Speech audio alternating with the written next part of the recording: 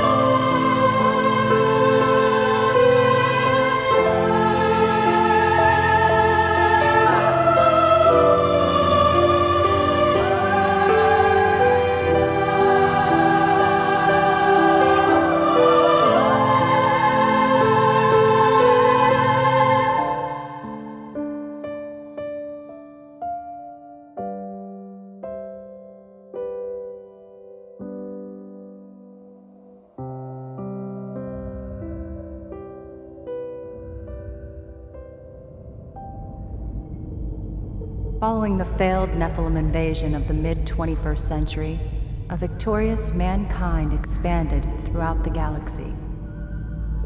By the late 25th century, mankind had split into two distinct species, the Homo sapiens and the genetically superior Homo technis, known also as the constructs. With each passing generation, Homo sapien numbers dwindled, until the year 2820, when only a handful of small human colonies remained.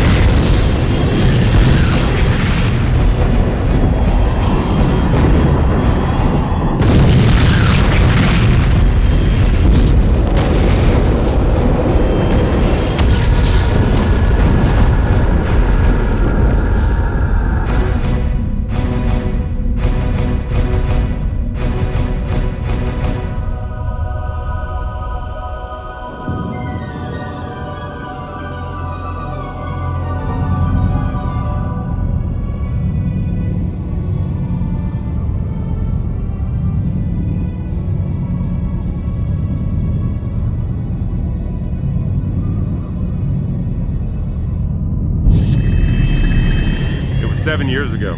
When the Construct League were taking over, I went to their old museum where they were having an auction. Really, no one was buying anything. That's when I saw the blue whale. Now, she was a sight. I'm surprised they would auction their most sacred relic. Nobody cared about that old starship at the back of the museum. Besides, everybody wants to make a buck. I got me some anti-grav lifters, sailed her right through the roof. So how old is she? I don't know, I guess her hull can hold up to 10,000 years, but inside she's as sweet as a virgin on her honeymoon. 387 gave me the tour. Smelt pretty bad. Now, we're doing a complete refit. Engines first, then the interior. Thinking about a leopard skin motif. Never seen that on a starship, have you? Not with Arcturian military torpedoes. That's right. Also taken from the Pleiadian military surplus of 2822 along with 3 kilos She will of... be the fastest starship in the sector. No more Vega runs. Now, we're the big time. Captain, Don't do that. transmission from Construct 3. I am fishing. Why are you fishing? That's the single most ridiculous question I've been asked all day. You were supposed to be on Construct 3 this morning. What's the big rush? It's just stasis pods. You need the arbiters inside those stasis pods. Yeah, to well, you'll get negotiate them an when you important get them, okay? So, 3 days. But you pay more money, we burn more fuel, you get them faster.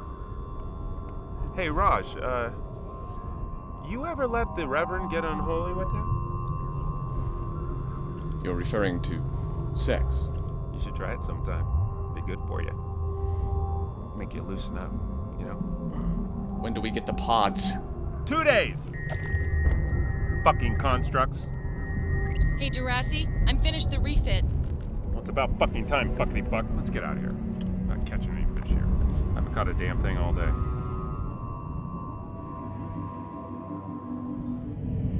You done?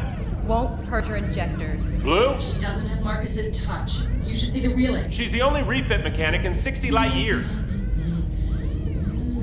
Look, she gets a little pissy because she's only happy when she flies. Yeah, get me back up there. You heard about the attacks? I don't care. 3 human worlds were Always torched. a war somewhere. Job's done. Do your final checks and go.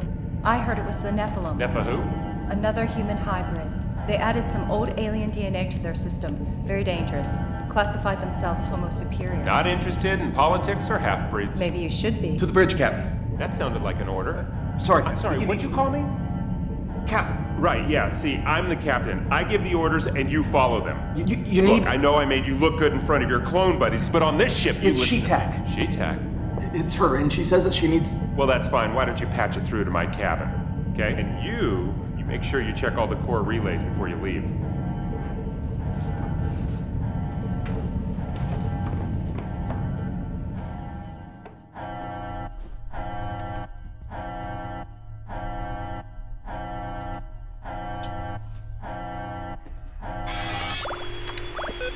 Durassi, She-Tech, you missed me? this is not the time.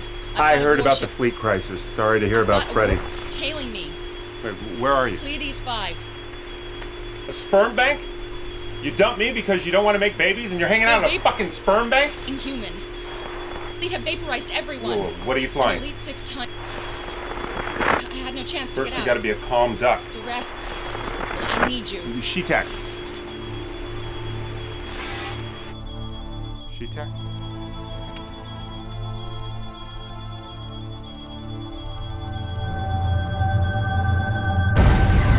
Asswipe! Pleiades system.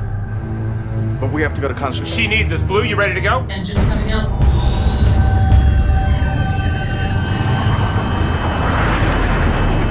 Subline engines engaged. Sealing central core. Hello? No access permitted during liftoff. Whoa. No access permitted during Can you hear liftoff. me? No access permitted during liftoff. Damn it. 387's a hero.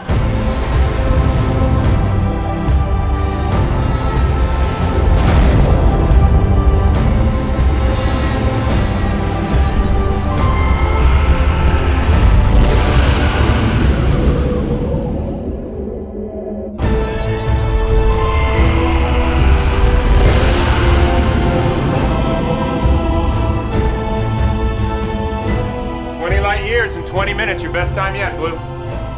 What is going on? You still here? I was checking the core relays when your engine started up. Well, why didn't you tell anybody? Because it's the central core. I could have been fried in there. I doubt that. Scan for She-Tech's homing beacon. Where's my ship? I guess it's still docked at the rear. Blue? Yep, it's still there. We have her. Dead ahead. This would never happen in a fleet ship. Gag it, open comm lines. You took your time. Never late than better. I'm towing a life pod to the NMR. Need your help. Where's the barge fleet? They're all gone. Gone where? All of them. Something big coming round. They're back. She-Tech, drop everything you're hauling and get out of there. No chance. Incoming vessel. General, engage anti-grav dampeners. It'll be rough. Roger that. Look out!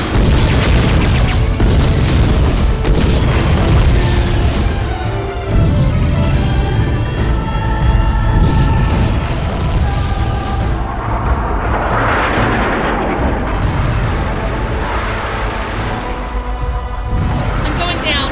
We're coming. Blue, load the torpedoes. Which ones? The illegal one. What? Oh no. Torpedoes armed. Say hello to Jesus for me. Them's highly illegal. I don't see any police around here.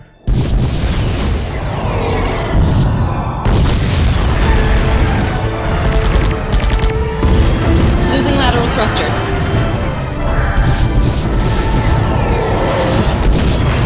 Hot damn, we toasted them. She-Tech. I'm here. There's more warbirds. We're screwed. That's the last we had. Start praying. I'm praying.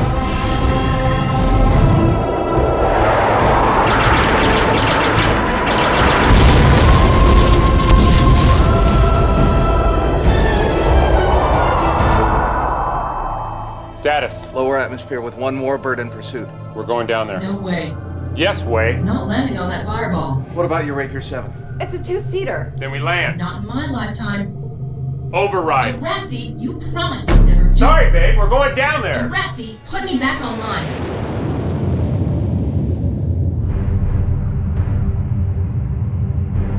Got that? What is this?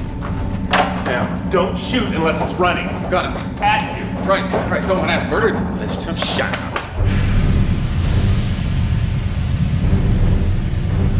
There's no sign of those Nephilim things. God, it smells awful. Yeah, it smells like your cabin. This was the ocean. Do you think so, Professor? If I was captain, I'd want to get as far away from here as I could. Well, you're not captain, so don't go trying to think. I don't like it. You know what? I'm sorry, Captain. I'll shut up and do as I'm told and settle for second mate, because I don't know what it takes to be anything else. Found it. I'm good. I hope you said your prayers.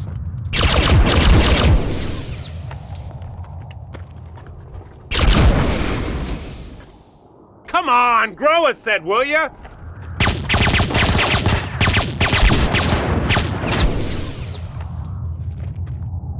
I saw what you did there.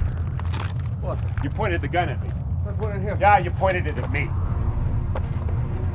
Clones. Let's just stay as human. Them's ugly. Yeah, so are you.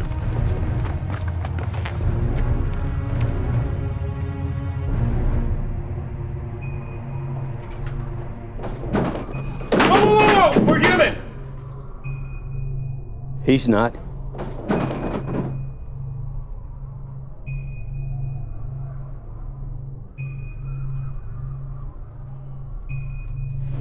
Sorgon 387. Liberated Cro-Magnon clone.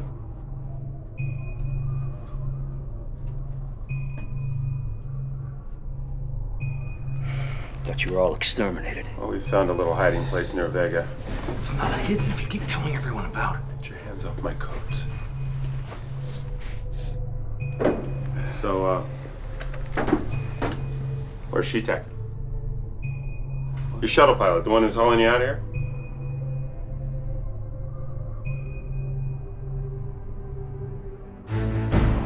Forward guns overheated. Wait 30 seconds. Engage jump drive. Wait 30 seconds. Override engage drive.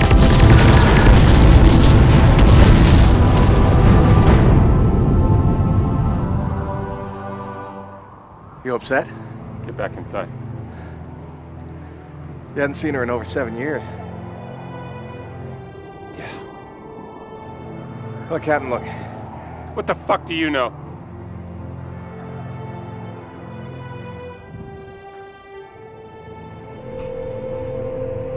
Siun Tukan. Siun. Cha? Siun Malatuik. Siun Chi Ama. Samaktium. Uga Samashium. Si Ama. Tamak Sium. Uga Shamasium. Si Amat.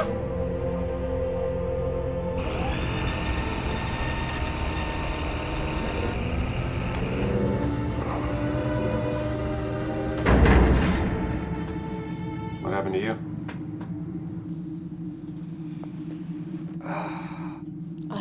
I'm a... You moron. Get the schoolgirl out of here. My name is Alicia. What? Alicia. Class A breeder, Alicia. Get Allosaurus here back to the ship. Is he... You know I have to stay safe. He was castrated at birth. He's as sexless as a kitten.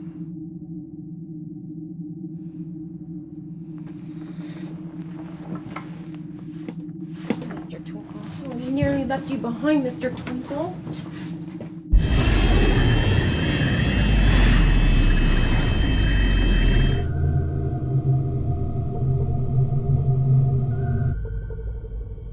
You know, Sorgon, he's a half-wit, but she seems more capable. Glad you're here, General Freitag. Durasi Borde. I'd salute, but, you know. The Durasi Borde from the Pleiadian offensive. Look, that was a lifetime ago for me. So... Heard you lived a life of petty crime after your court-martial. Look, I didn't come... That offensive was nothing more than a massacre. Well, we all make mistakes, old man. Smart. You live in Vega, huh? 7 years. No humans there. Hear anything from the other colonies? There are no other colonies. Well, yes, They're all gone. All of them. They used biobot infiltrators. Put them in place years ago. And they gave the signal. We couldn't even get a fleet up. Everything is gone. It's a matter of days. Look, there's got to be someone somewhere. I'm here. We searched for months. Pleiades is it. Not even a distress beacon. Oh, well, the constructs. In fact, I'm taking a group of them in stasis back to their homeworld. Should be safe. Our Homo Technis friends formed an alliance with the Nephilim. You go there, you'll be executed. I got a contract. Sorry, I'm under league protection. Listen up, ostrich boy. The original Nephilim go back millions of years. Like the constructs, and want us all dead.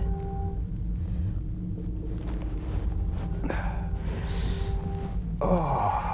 So you're not so tough, General. You and me are probably the last two men in the galaxy. And there ain't much left of you.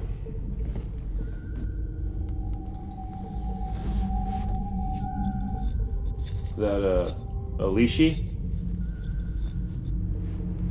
She your daughter? She's the last we have. I'm disgusted. A man of your breeding. Get your claws on her.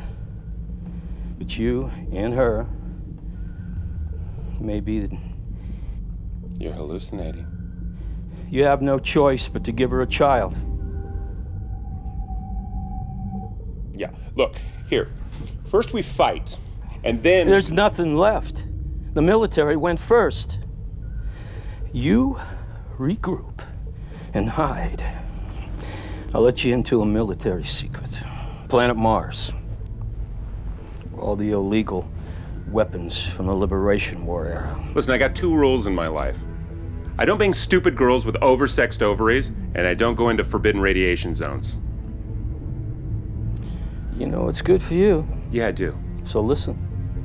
Human race is run. There's nothing left. It's gone. Wiped out. You are all there is.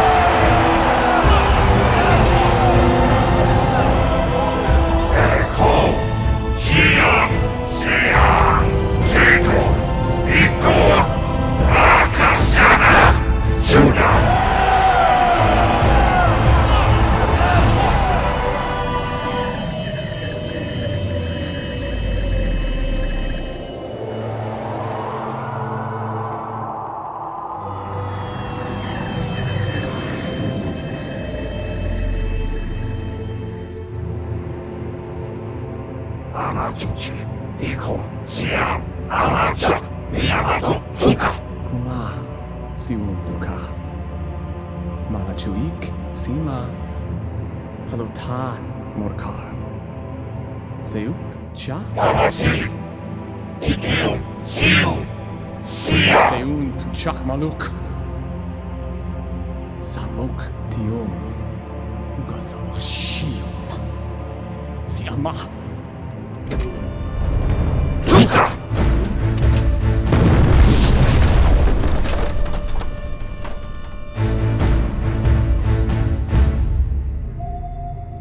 Everyone's dead? That's what the general said. But there's colonies and stations all over the galaxy. Well, they found a way to infiltrate everywhere. The question is, why are we still alive? While you were hiding in the most remote planet in known space. Well, there's no hiding anymore.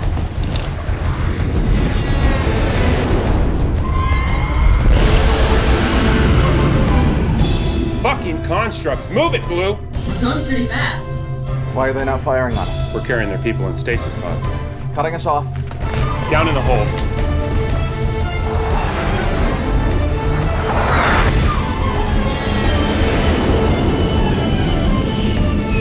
Hey, ready? Yes, Captain. Dump the cargo.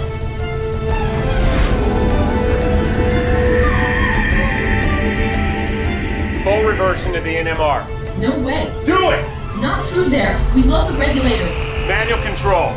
Jurassic, that's twice now. You're starting to piss me off.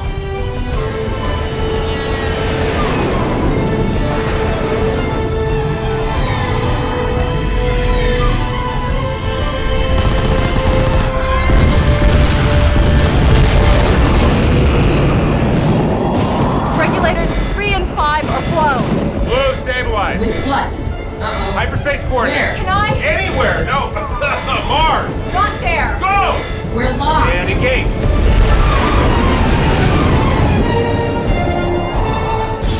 That was tight. That was tight? That was tight? Jesus Christ, rescue. They blew the NMR. No shit, Captain Obvious. Go fix the regulators. I am not a part of your crew. You are now. Blue, how you doing? After all that, I'm not going to get as far. Mutiny? The injectors are clogged, the regulators are blown, and we're venting from the starboard engine. It's good you have your mechanic on board. Marcus was the mechanic. I need new You're nothing, but Can it? Blue, but we're lucky to have her. Apologize. I need new injectors. We make a stop at Finian's station, I can get you what you need. Is that okay? It's on the way. Next time we crew up with men.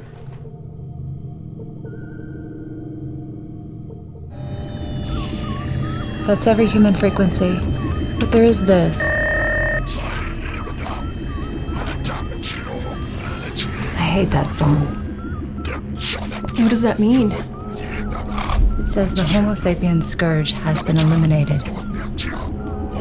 The Nephilim Empire prevails. All Homo Technus, Homo Superior, Homo Constructs, and Bioclones must report to their local garrison and be registered under the new regime. So it's just us and them? Yes.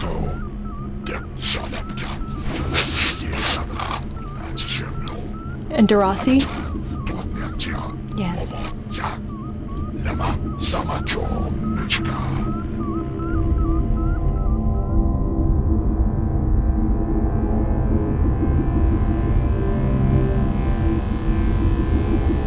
4 days from Pleiades, not a whisper on any frequencies. Chances of me having a beefy burger are slim.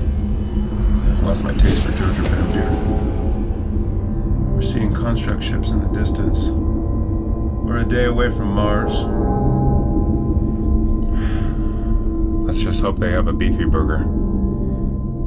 Or at least a nice fishing hole.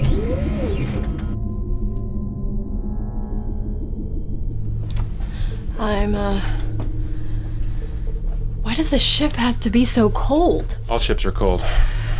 You ever been in space before? Never left Pleiades 5. It's always warm on the beach there.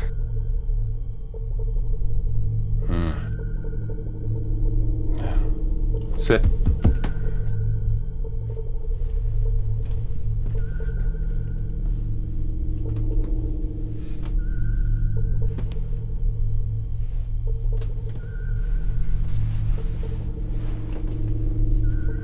How well do you know She-Tech? She was in charge of our program. Did she ever talk about me? I'm sure she did. No, never. But she did speak about Freddie a lot. Why, you and she were... Yeah. Whole 18 months. Oh. Well, you don't really seem her type. Yeah, I guess not. So what made you want to become a breeder? You like sex a lot? Never tried it. Well, the Corps was giving away incentives to get the human population restarted. Oh, I've been away a while. Oh, well, some disease was doing something to women's ovaries, and, well, mine still worked, so I was encouraged to enroll in the program.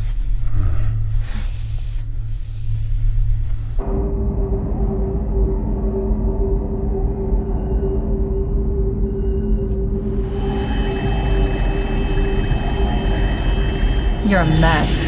You can fix it? If they have the parts at the station, put Durassi on. He's got other work to do. It's been a long time for me. I hope I'm up for the challenge. I need to know your history. Well, my father was in the military. He used to force me to do all kinds of Your things. medical history? Well, he broke 3 bones in my body by the time that I was 12, and ow! 76. I'm not supposed to touch anyone under 90. Oh, I'm 39.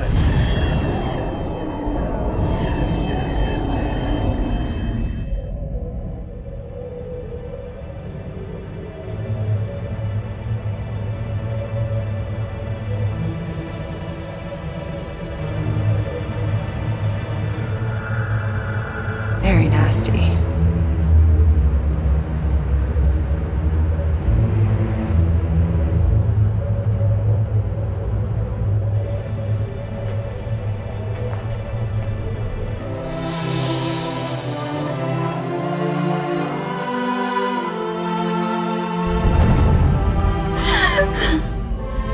Are you my mommy?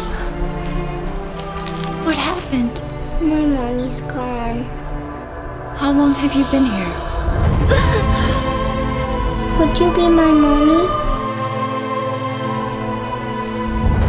I would love to be your mommy.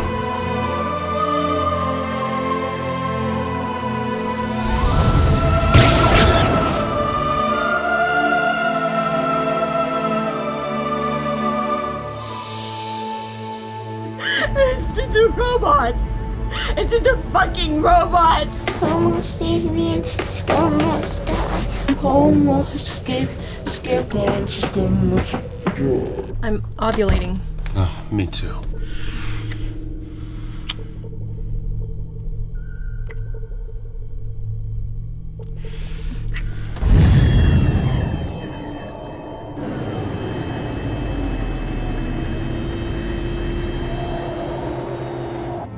Open the docking bay doors, Blue. Sorry, Contessa. I can't do that. Open the fucking doors, Blue, or I blast you a new asshole! Doors open. It's my first time. I'm a virgin. It's my first time with a virgin. Oh. Sorry.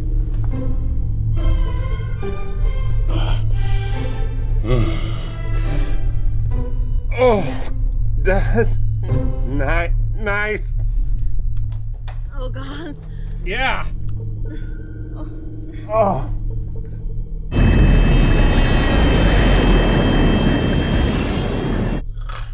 Sorry, dozed off there for a bit. Oh. You know, this is strange for me.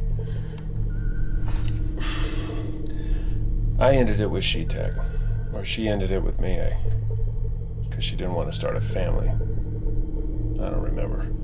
The point is that you want this. And I don't know if I'm ready to start a family. I mean, I want to, but not so fast. I want to get to know who you are. DeRossi. Oh, hey. She slipped out about 10 minutes ago. I know. Did you find anything at the station? What's wrong with me? You find me attractive, don't you? You've been married to Marcus ever since I met you two. Marcus was older than me, and We both miss him.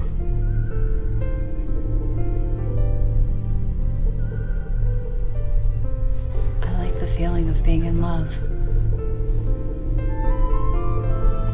Okay. You? Marcus told me about the days before She-Tag. That was 20 years ago. Marcus ever take you fishing?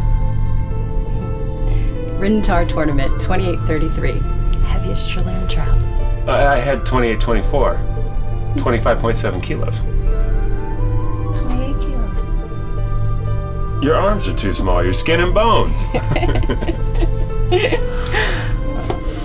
DeRossi. You like me?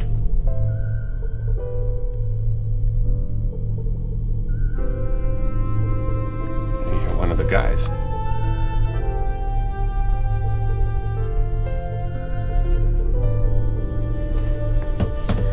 I have a girlfriend. Besides, I'm all spent.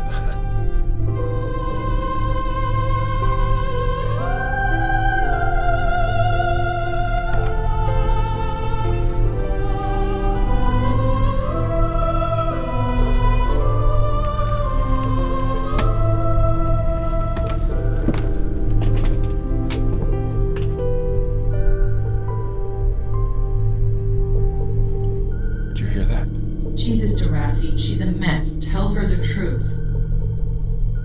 No. I never tell her. That's my rule. Oh, shit. No.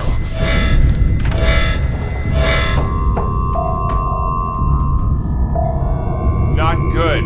Not good. Open fire. With what? I brought you a gift. Are you insane? Send me out there and I can blast a hole in their hull. Incoming transmission. There's a reason they don't use these anymore. Because they work? I said incoming transmission. I've been around these babies before, and they're prone to, explode without being primed. What do I respond with? Ask him what the recipe is for trillion trout. I don't give a shit. On screen. Captain, you're ordered to stand down and be We already dumped your stasis pods. Go away. The whole galaxy is after you. We just want to put an end to it. How about I give you your deposit back? Will that make you feel better, huh, Missy? You have no weapons aboard your ship. Yeah, but we're faster than you are. Krondisar. Why don't you sit on this and spin, you squealing pig? Do what she says, Captain. He's one of you? They left me no choice. You and them. 5 years of service, and this is how you repay me? Shut up! Pig master. Monkey brains. What? Okay, you're together, so what do you want from me? Our stolen ship. We believe the core system contains the DNA codex of an ancient, full-blooded Nephilim overlord. They need this to be immortal, and they share it with You're us. a freaking puppet. Do it! Like my new toy? Screen off! You know what? You're gonna have to learn how to respect your captain. Thank you.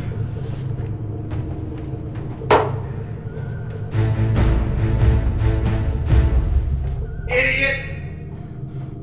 You, a chance at a good life. Action, adventure. Get out! All my brothers and sisters shouldn't have to die. That's exactly why I don't shoot you right where you stand! You monkey slave! I took you from nothing, and I made you first mate! Second mate. The second mate! You treated me like your pet. Pig master. You want to be captain? You want to be? Here's your chance. Captain Caveman.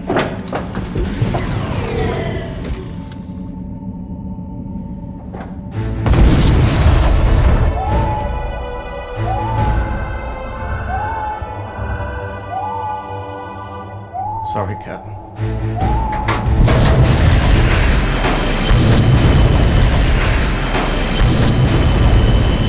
Are we still headed to Mars? It's not like we have a choice. Headed to someplace called Mars. What's on Mars? Old human colony. Weapons. Maybe an army. It's unlikely. The whole system is flooded with Hawking radiation. So we stay for a few weeks, do some fishing, collect some weapons, and then we leave and wage war. Planet Earth was destroyed centuries ago. Nothing can live in that system. Slow them down full of fleet arrives.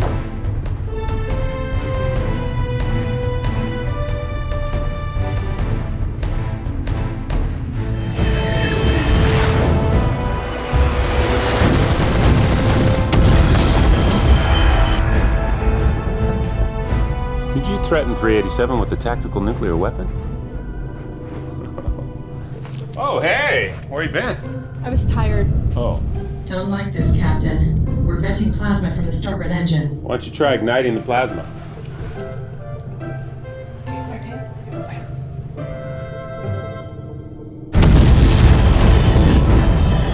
They're falling back. We're at the NMR in 15. You must be impressed with me. Is it true what they said about my core processor? Nah, it's called Starship Envy. You're still the fastest bitch in the galaxy. Darcy, What? can I speak with you in private? Later. No, now. Oh. Wait! Come.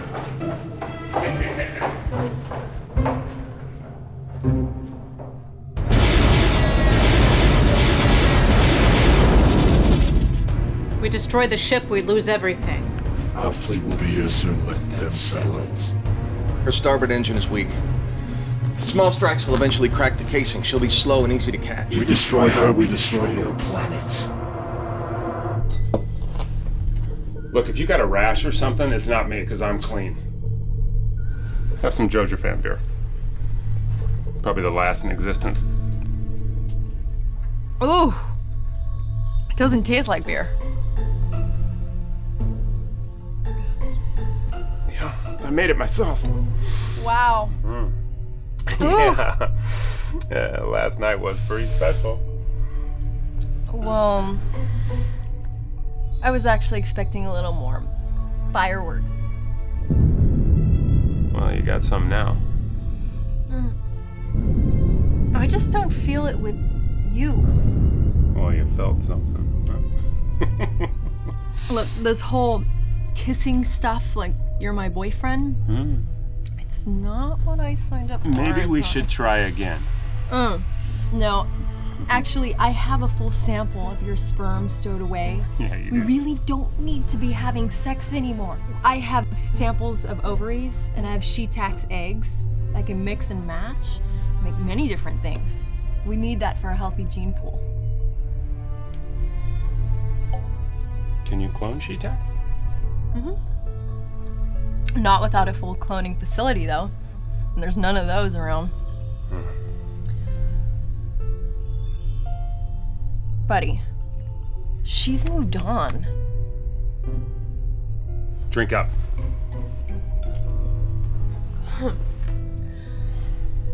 Contessa keeps looking at you.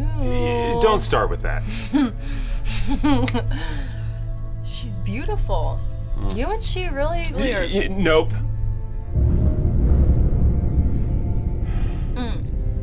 Is she your sister or something? She's married to my mechanic. Was. He's dead now. Oh. Do you have a ghost watching over you? I'll tell you something, but you can't tell anybody. You swear? I swear.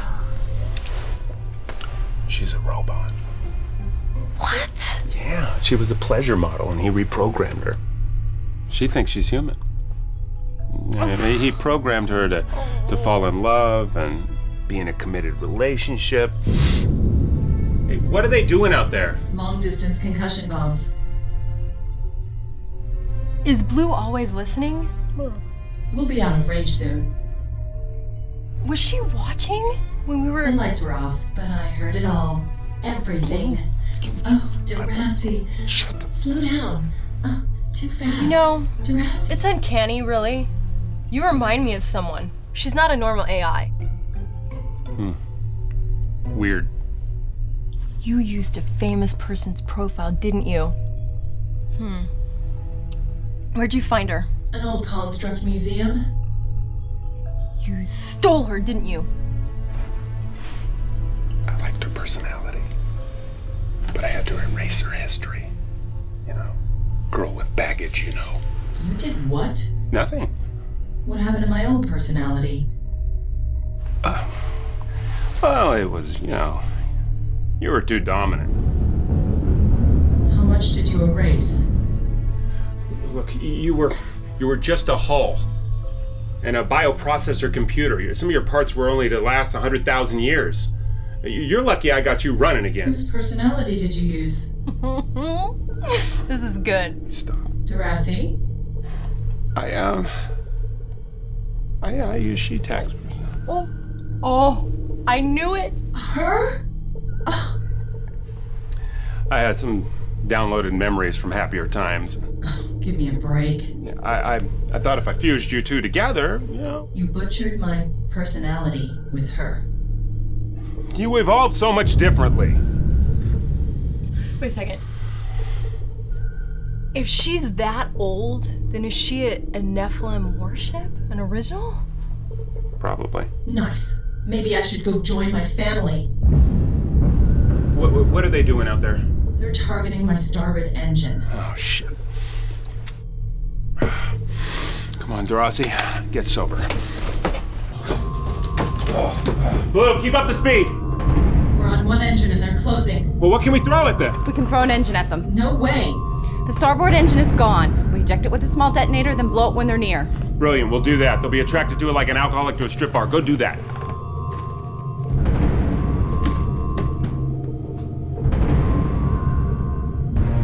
Almost upon them. What are they doing? It worked. No. Now I know the captain and his snake tricks. Hey, activate the magnetics. Ow! They're on.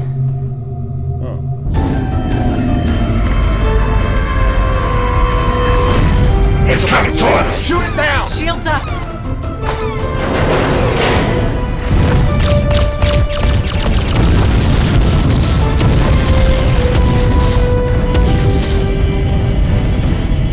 Status. Ram scoop destroyed. Engine management offline. We ain't going nowhere. No matter, we'll keep the war fleet close. Very impressive, Cap. Sending out contractors. What? They will keep tabs on where they land.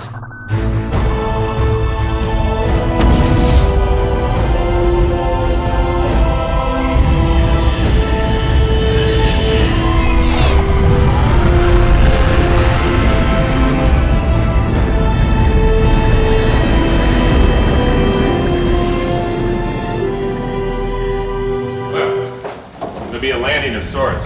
Can't say I'll be walking at the end of it. It's a personal shuttle, isn't it? It'll be a safer landing.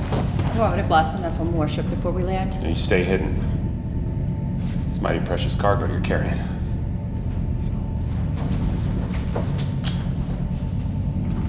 Captain. Let's go.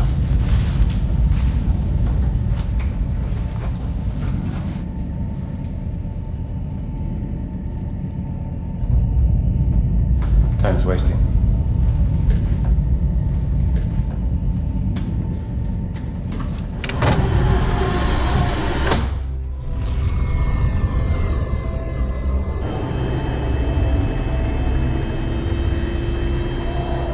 We'll have a much slower landing approach. Are you okay?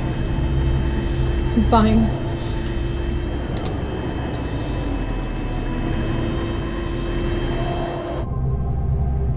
No fishing holes anywhere. Lou, find a soft place to land. Scanning. You're a pissy missy. How important was I to them? The constructs? They had you locked in a museum. Your consciousness and you were alone for a few thousand years. You had no one to talk to. You're all alone. Couldn't move. That's what I was. That wasn't you, Blue. And you're not She-Tech. You're unique. Special. You know that, don't you? I know that. Do you? Blue? Hold tight.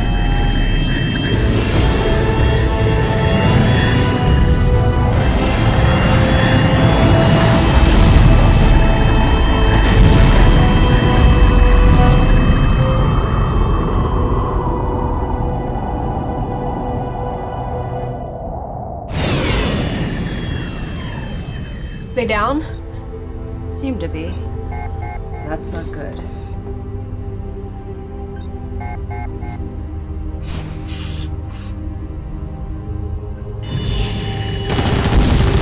There are a lot of these. Are we landing soon? I can't stay in here. Why did you become a breeder? I couldn't get a job with the Corps, and I wanted to get away from home. How many babies did you sign up for? I could go as high as 10, and I'm contracted for 5. The pay was nearly the same for 5 as it was for 10. Maybe one day I'll enjoy it, but right now... Well, you are on your way to becoming pregnant. Never even been with a man. And? He's just not... I don't know what to expect, you know? I have samples of some of our greatest men, and DeRossi, he's... Common? Well, not anymore.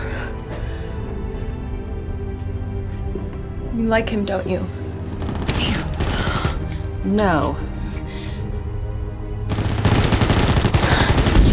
My husband. He recently passed on, and I've been taken over. Oh, can we sit down somewhere?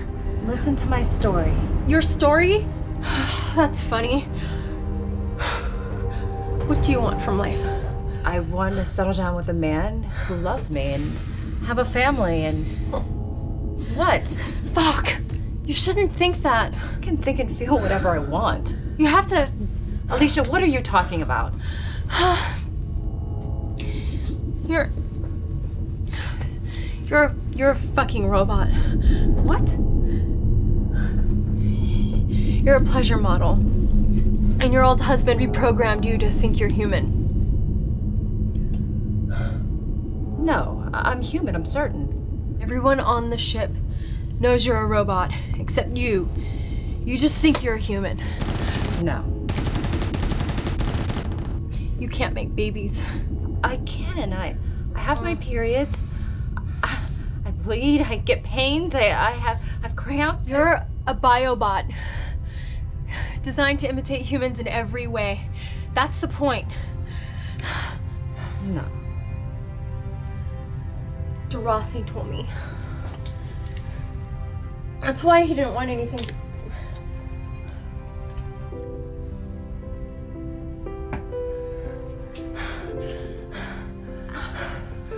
But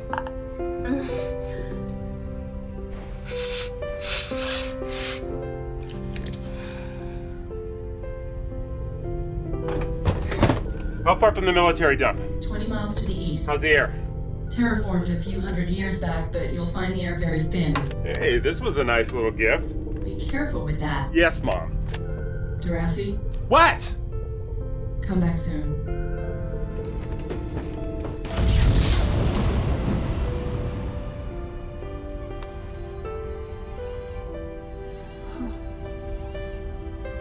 On Pleiades, we have beaches everywhere. Not really any land. Shallow waters. Open spaces. the water scares me. You like me, don't you, Mr. Twinkle?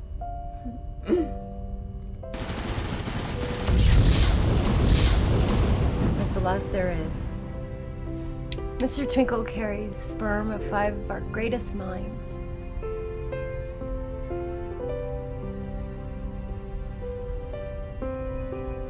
You want to be in love?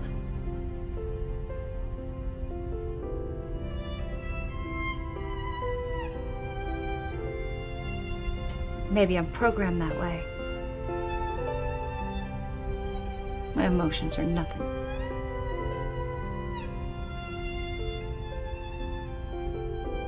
Why did he make me feel... Why did he make me want things?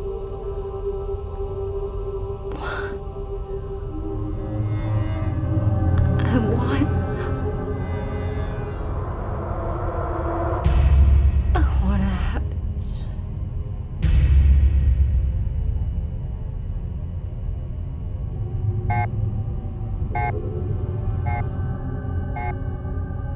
What is that? Bring back plenty of weapons. I'll do what I can. I love this thing. Woohoo!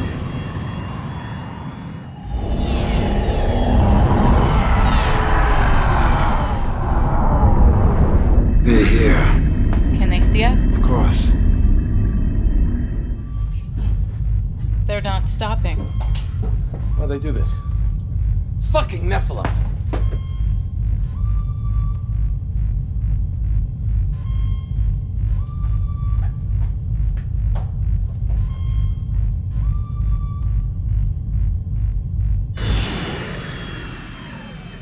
Are we gonna be shot from behind? They got bigger fish to fry.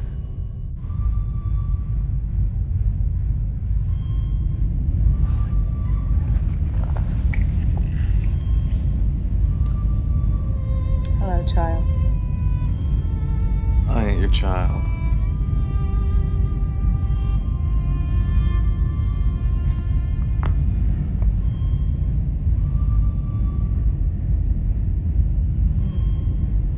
$387. Was. Still a slave. What generation? G7. 3 hearts. Bioplasmic skin, double density cranium. Lung filtered enhancements. You know this? Genetics programmer. After incubation, I was sold off across the colonies. 3 masters by the time I was 12. Bioseller came to Rintar and the captain bought me. When the G7 recall started, captain freed me. Second mate. At half pay. Who's the first mate?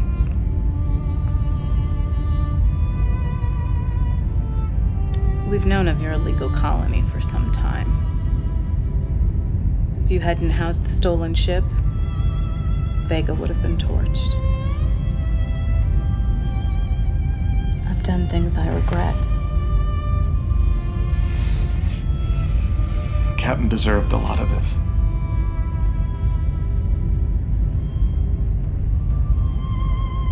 I've read the forbidden saga of humanity. Reverend, that's punishable by death. Humans and constructs were once the same species on Earth. There was a human doctor, Dr. Thaddeus Hatcher. He had a dream to see Homo sapiens evolve. I'm engineered not to care about such things. The Nephilim waited for human numbers to become more manageable before they started their genocide. I have my doubts that they will honor their promises to share in their immortality. You think they'll turn on you? I want to kill the Nephilim on board and find another way.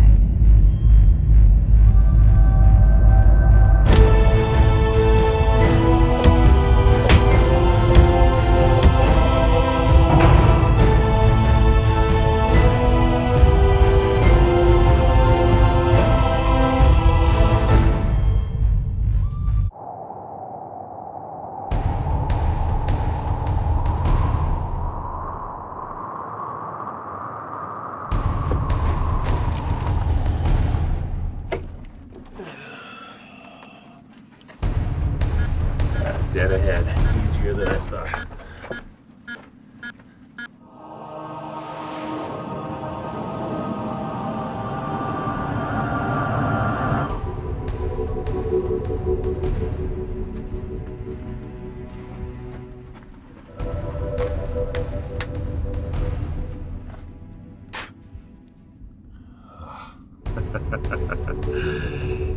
Yes.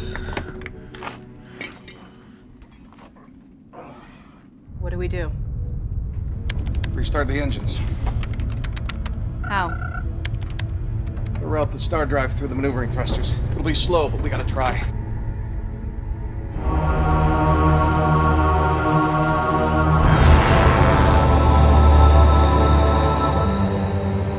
Hey, Blue, I got a surprise for you. Drosy. Hands off, lady. I'm a fucking robot. What? I'm sorry, it just... You knew all along and you said nothing to me? Okay, you're just a robot. Let go of him. At least I have a body. And if I kill you with the strength of a robot, it wouldn't be murder. Because I don't have a fucking soul. You seemed happy, and I needed you to fix the ship, so... Fuck you. I even fantasized about you.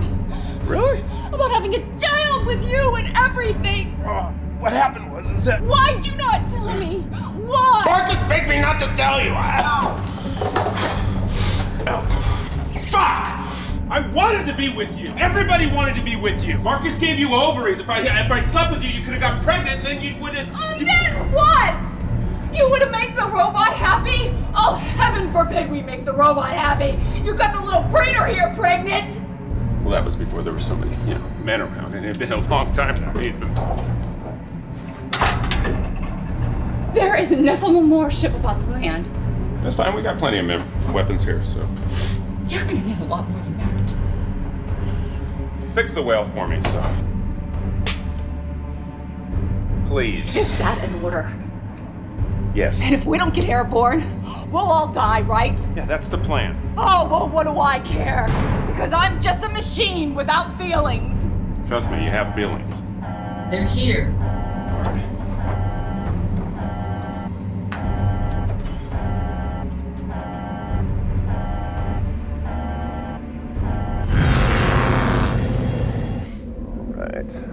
Make every shot count.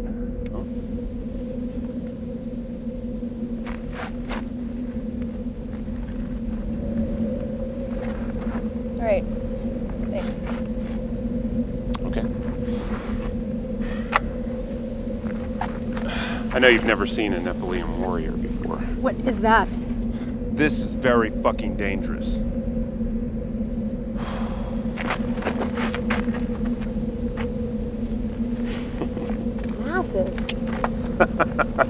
Are you flirting?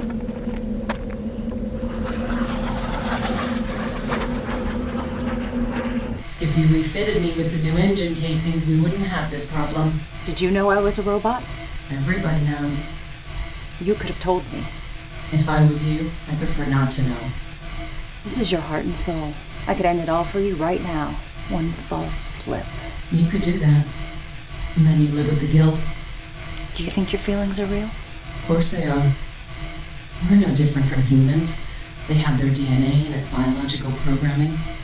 Your advantage over mine is that you have a body. You can do things with your feelings.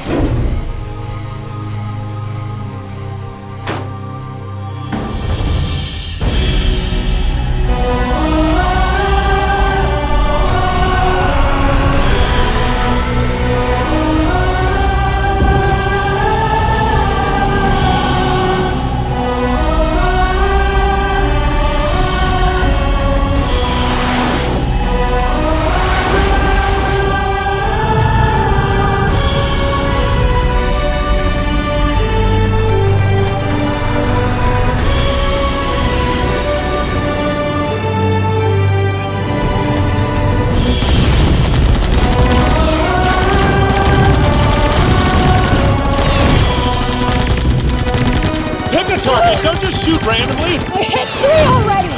You can't possibly miss! Shoot the mini nuke!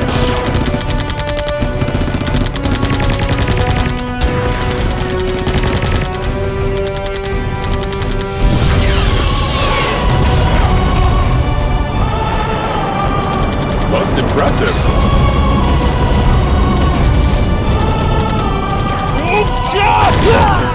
Oh, I'm gonna kill every last one of these motherfuckers! Die and die! Enough. Come on. I'm gonna do this! These fuckers have got to pay! It's a pity you didn't show this in the bedroom.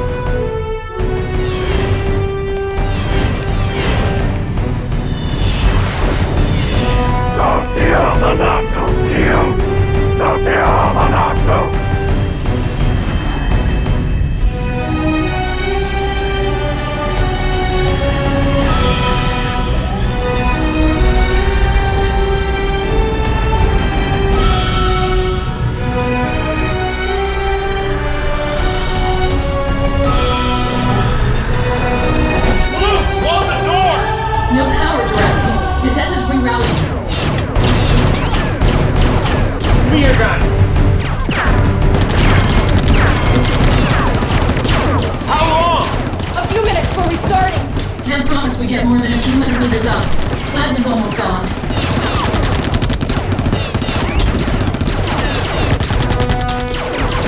You got enough to get off a couple of missiles? I've armed them for you. Get back!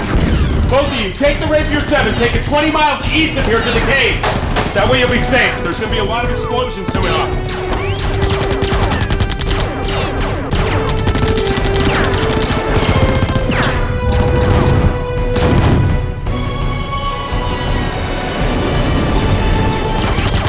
Come on, Blue! God, I need a few more moments.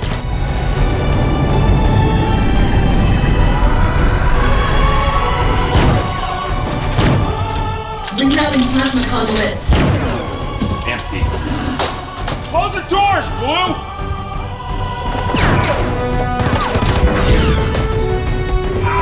Jurassic.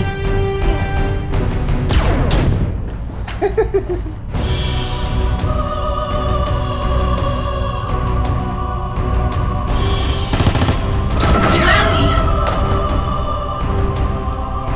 Lascia CMTP arcia!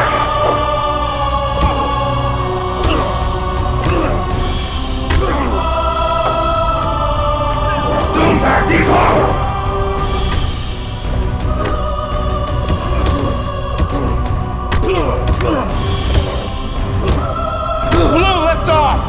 Not enough power.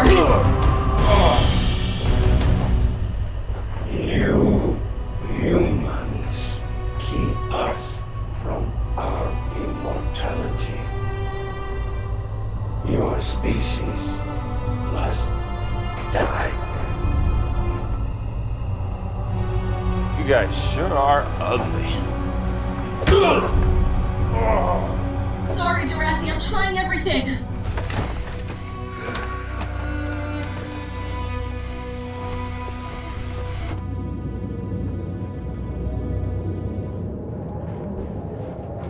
I'm gonna stay here and stay safe. I'm safe. I'm no fucking robot.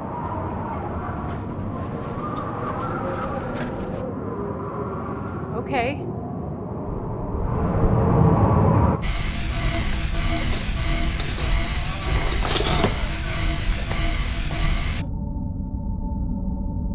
They're in my central core. What can I do? Stop them!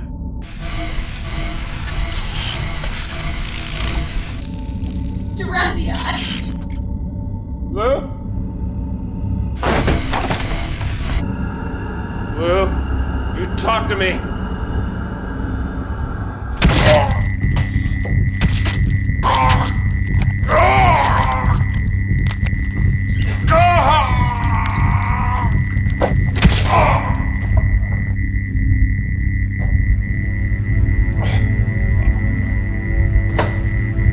Blue?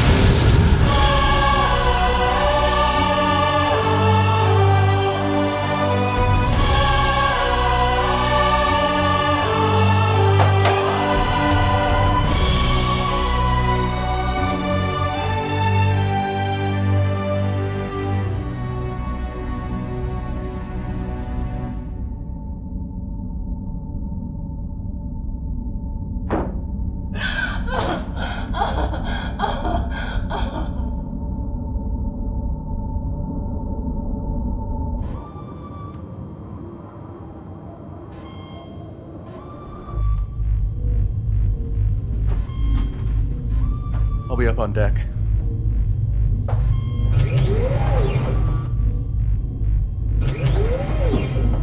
Get off the ship! You want to die now? You are a conniving race of cowards. Billions of constructs are still alive because of my conniving. But there are better ways to win a war.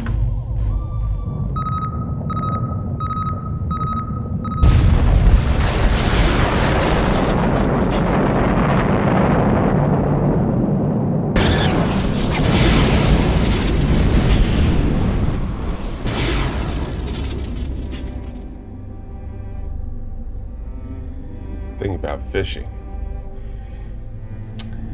it's not just about patience. It's a strategy against the fish. First you have to lure them onto the hook. And then once you get him, you have to keep him. Wear him out before you bring him in. Remember that. We will.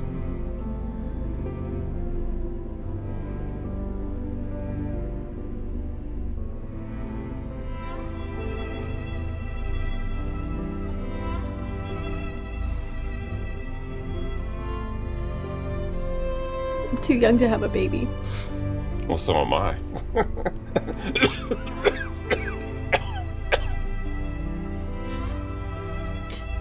Your ship's in good hands. Yeah, right.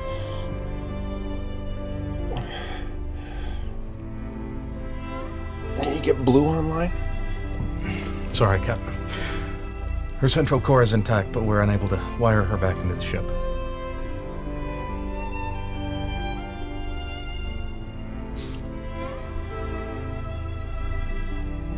Contessa says Where's that little flower? We found a large stash of old missiles. she's out dealing with the remains of the Nephilim. She's got quite a temper on her.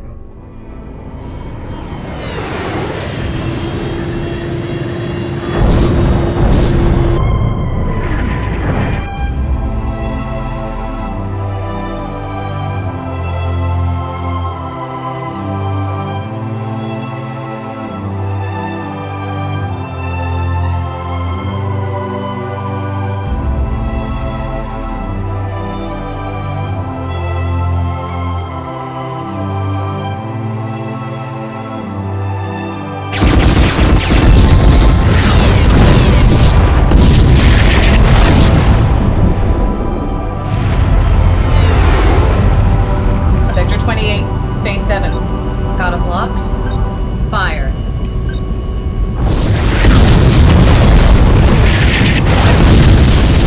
You better get back.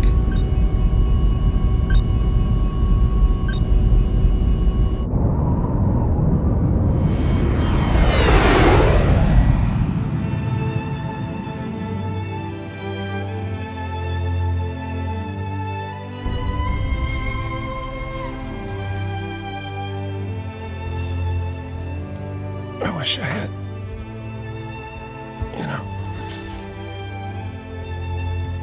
I would have liked to. Oh, God, it hurts. I wish that. Dorasi.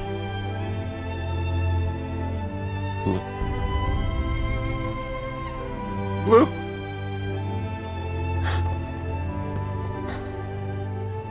She's trapped in the crystal. Her consciousness is still alive. Find a way to...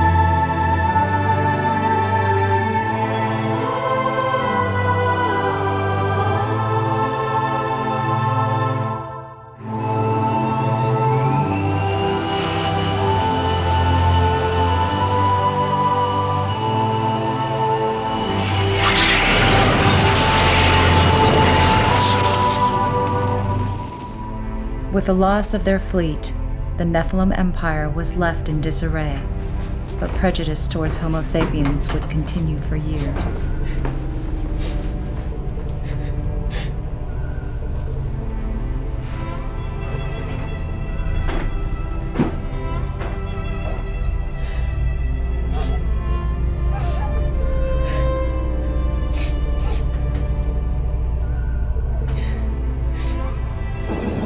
Orlok, the construct geneticist, used Alicia's ovary collection to grow a clone of Sheetak. We felt it would be a fitting body for Blue's consciousness.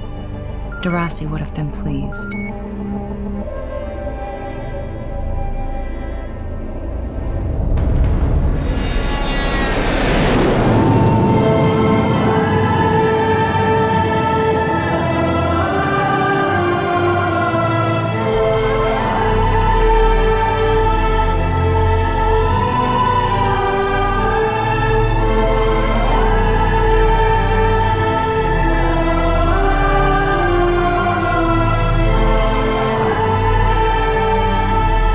We traversed 2 galaxies before we came upon a new home, a birthplace for a new humanity.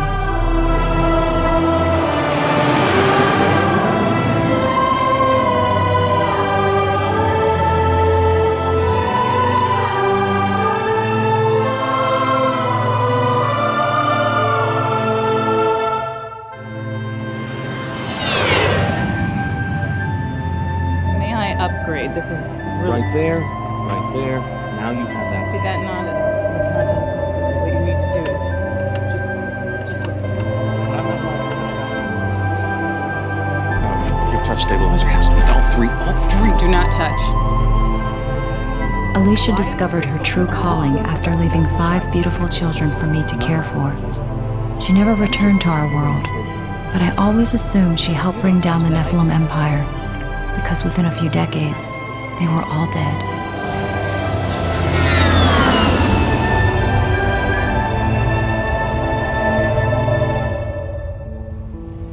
Alicia's sperm sample gave me a beautiful son. She never told me the identity of the donor, but I know it was Darasi. Our new home is strange, and fishing is now our way of life. We're happy here, but part of me misses Darasi. His ways were often wrong, but he was a man, and he lived as a man should. I hope my son grows up to be nothing like his father, but sometimes I hope he is just the same.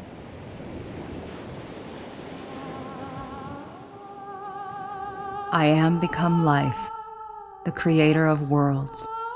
I am a machine, and I have a soul.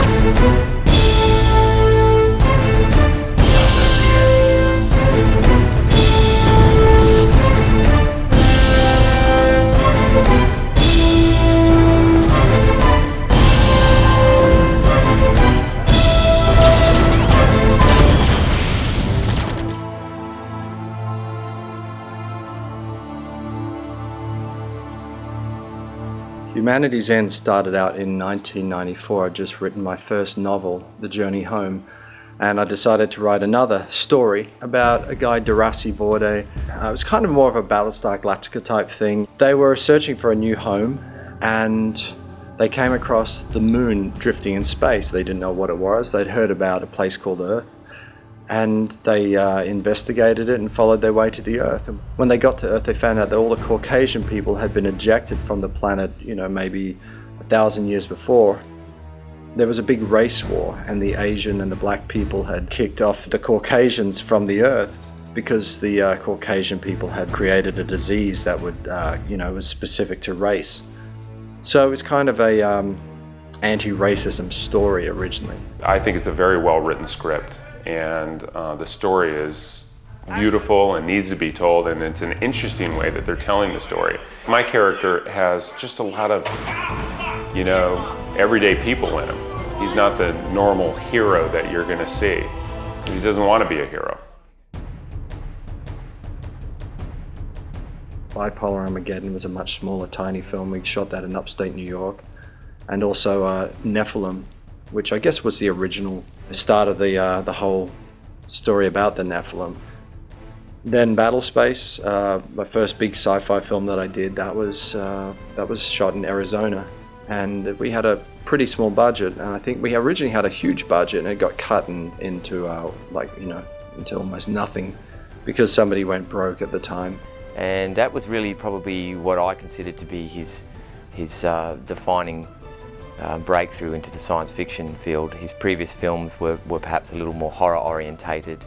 We got that film done, and it started the whole adventure in space. And I guess Battlespace proved to me that I could make a science fiction film for almost no money and sell it.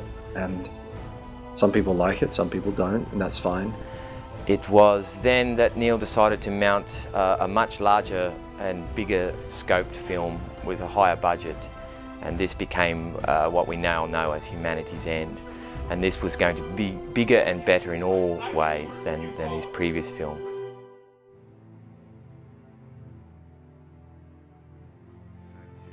Originally, my idea was to rent a house in Palmdale in the desert outside of Los Angeles and build the set inside the house. So the entire house would basically be a spaceship, because when I was a kid, I always dreamed of building a spaceship in my own back garden. But I rented a brand new house, and unfortunately all the electrics hadn't been done, and the place was a bit of a fire hazard, and there was like dust clouds coming through because we were right in the desert. It wasn't really appropriate. So I moved out of there, moved back to Burbank, which is the real Hollywood in Los Angeles. And I rented a small apartment there, and the plan was then to basically find a warehouse or somewhere to shoot the film. We came across Laurel Canyon Stages, and they had pretty much a full spaceship set built already. So we modified that.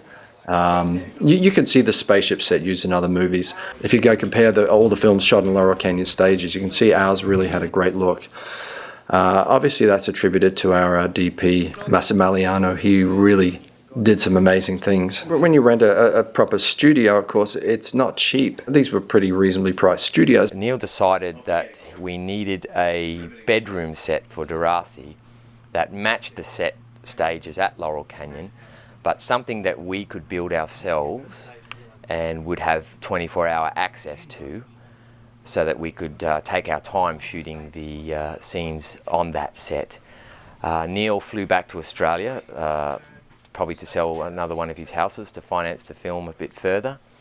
And in that week that he was away, myself and my colleague, Mr. Emmett, constructed a fully functioning set in the lounge room of Neil's apartment. We didn't exactly have permission to do this. We kind of brought all the materials in at night, sneakily up the stairs, big sort of loads of timber and tools and all sorts of stuff. And when we were constructing the set, it was summer in LA, and it was quite hot, as it does get there. And because of the sound involved in construction, we weren't actually able to open any of the windows or doors. So it was really quite hot, and we were working away, sawing and cutting and building. So, however, one night when I was spraying the entire set black, it just became so overwhelming, the cloud of paint dust, that I actually had trouble breathing and lost vision partially, just due to the smog of paint dust. Every single piece was used. So this is a spaceship set built for how much? $723. That's pretty good. Less labour. There will be no gaffer tape as major prop items in this film. Unlike the last film. Emmett and Blake were really the two kingpins in the whole film. They were the ones who pretty much did all the work. But, the results really were, I guess, a testament to their hard work and my supervision.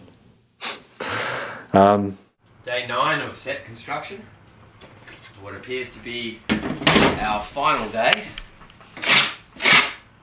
this wonderful little set that we've built. We should have some nice shots of it very soon in its completed form. It's been a labour of love, blood, sweat, and tears. Who cried? When you dropped the beam on my head, I almost cried.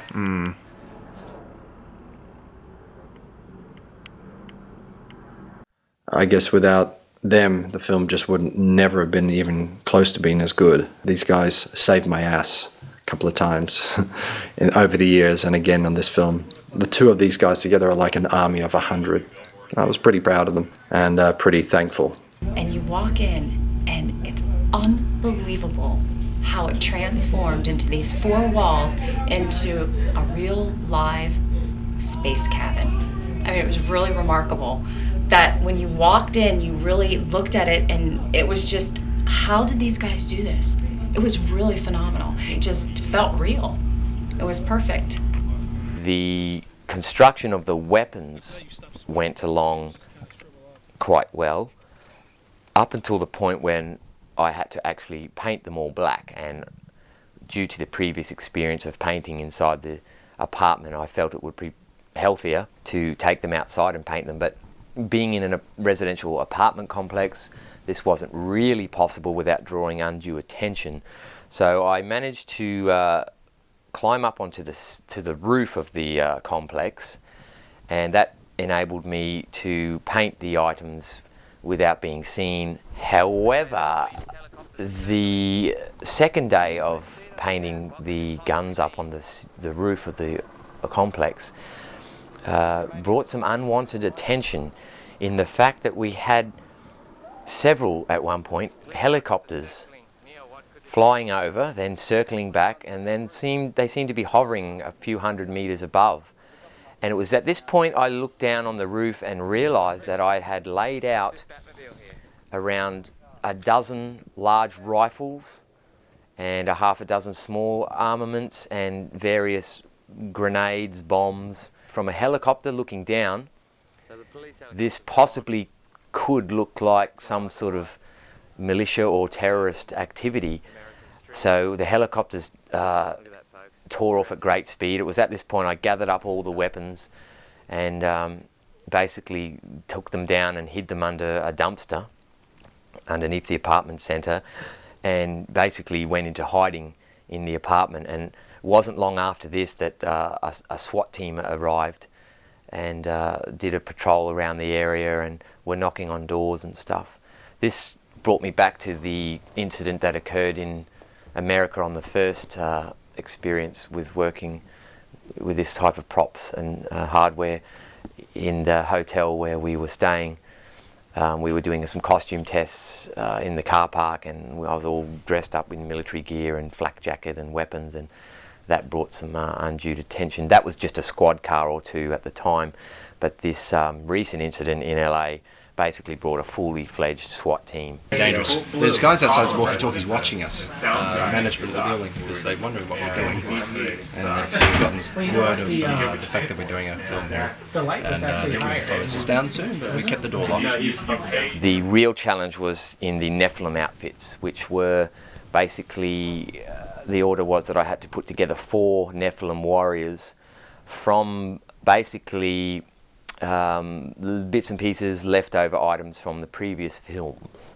We had all the costumes shipped over from Australia to the States, and I began work on converting all the outfits into something that looked a little more special for the film. Blake is obviously wonderful. Seems to have anything that needs to be built or put together, he's totally got under control. I have so little talent for things like that I have an enormous amount of respect for what Blake does. Blake has a vision. He starts with a vision. He knows what he wants. He's surrounded with tubs full of clothing and pieces of uniforms and odds and ends and bits and gadgets, and he just takes one look at you and he says, yeah, let's put this on you, we'll put this on you, we'll put this on you, there.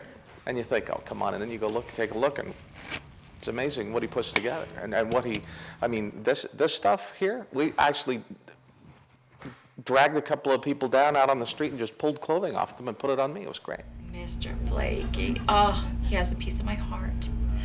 So loved Blakey. He was there every moment for me, and He wore, I don't know, 1,000 arms. He wore 1,000 hats. He did everything from dress me to make sure my costumes were on the right way and buttoned, to my props and decorating sets. With science fiction, I've always loved, that sort of space opera fantasy stuff, but I like real character interaction. I'm not into these sort of movies that are just cops in space. I'm into something that's much more epic and grand. So when you want to undertake a film like that and you want to do it on a relatively small budget of $140,000, well, you've got to try to be a little clever with it. Because I've been a director for 22 years, I realized I knew what I was doing and I knew how I could handle a budget like this and make it work for, make it look like $1 million on the screen. So I guess that's the clever way of making movies. I thought this was just going to be, another film that, everybody does a lot of this. It's hard to know what to expect because obviously the budget of the movie is very small, but Neil is very committed, and the crew is very committed.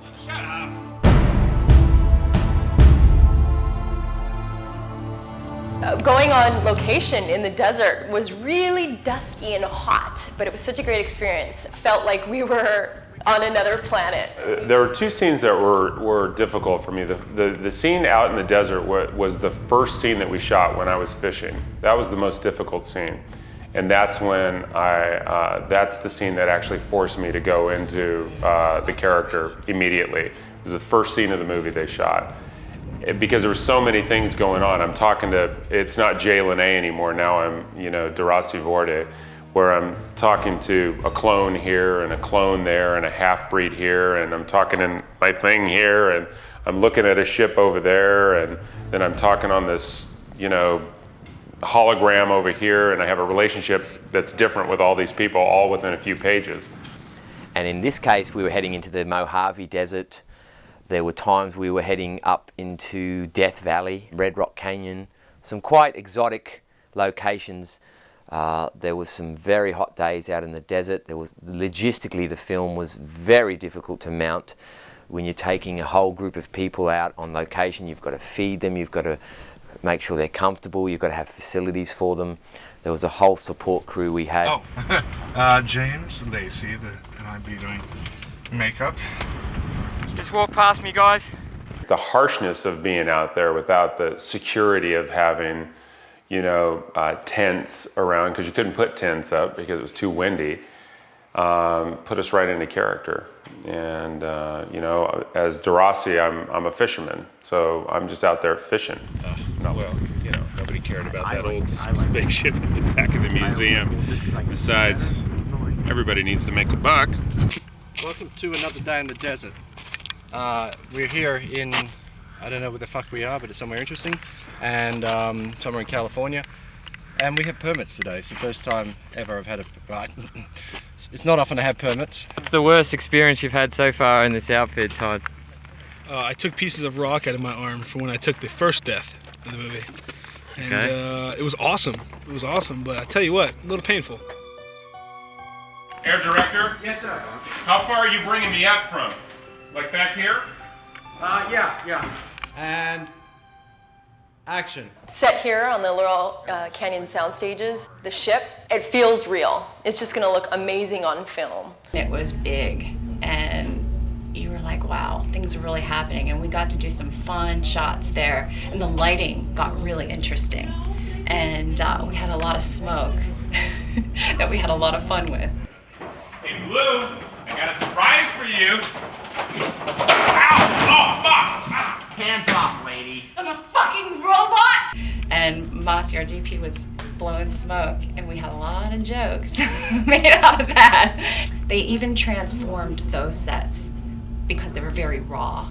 And these guys came in and just took them apart and just really made it believable. It went by so fast. We were just all enjoying ourselves so much. I guess one of my favorite people of all on the set was Massimiliano, or Massi, as everyone calls him. He was our DP, and wow, let me tell you, this guy was truly a legend. I had to beg him to do the film, below his normal fee. And he was gracious enough to say yes, because he'd never done a science fiction film. I mean, the guy is, he does a lot of big movies and stuff, so you know, he was able to come on board and work with my my special digital system that I kind of put together for the movie. I've been, as a personal endeavour, been researching and collecting other science fiction films that were shot on the same set at Laurel Canyon Stages, the spaceship interior sets that we shot on.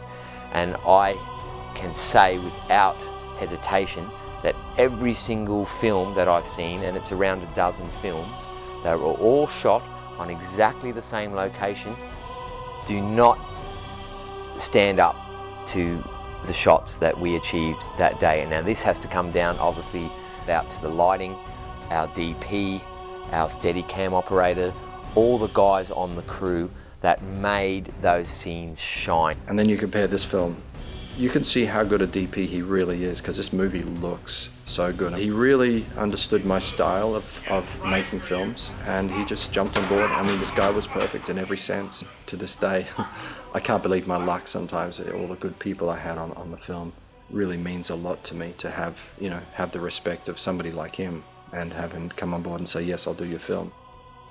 And he brought his crew and his Steadicam people along, and I mean, they're all fantastic. You know, the guy who did the Steadicam was Italian as well, speaking a lot in Italian. It was really cool. It was a good European sort of set, shall we say. And, you know, we have an Italian DP on the job, and you got to watch out for the Italians. Are you behind this? Are you responsible?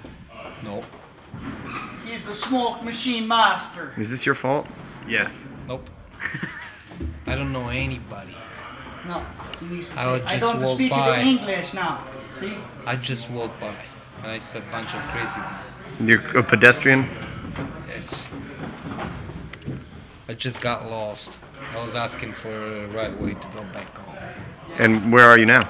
I don't know yet. I didn't figure out. Do you know where the train station is? I think it's, yeah, on the left. Get off my set. Very good, young one. That's what I've been trying to do. But they keep pushing me back. Yes. Correct. Correct. See? I came on set, and it was a real quick scene where I come in and Deraci's having his moment with Alicia, and I'm doing everything, and I just come back from Mars, and I have all this stuff in my hands, and I hear them, and it's just a second. But when I got to film that, it was just me and Neil and the DP. And I come on set, and I think it was a moment before something emotional happened. I don't know, but I walked on set and I saw the two of them. And he was speaking Italian. And I started crying. And they were discussing the scene. And then the DP starts going like this. He goes, what did I do? You know, he thought he did something. And I go, no. I said, you sound so beautiful. I said, you're making me cry.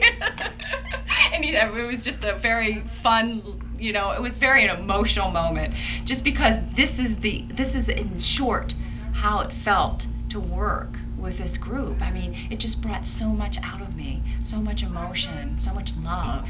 Capito Andrea? Quindi parti un po' più vicino lì, quando vai indietro te la tieni, ti tieni il margine della cabina, non sbogli.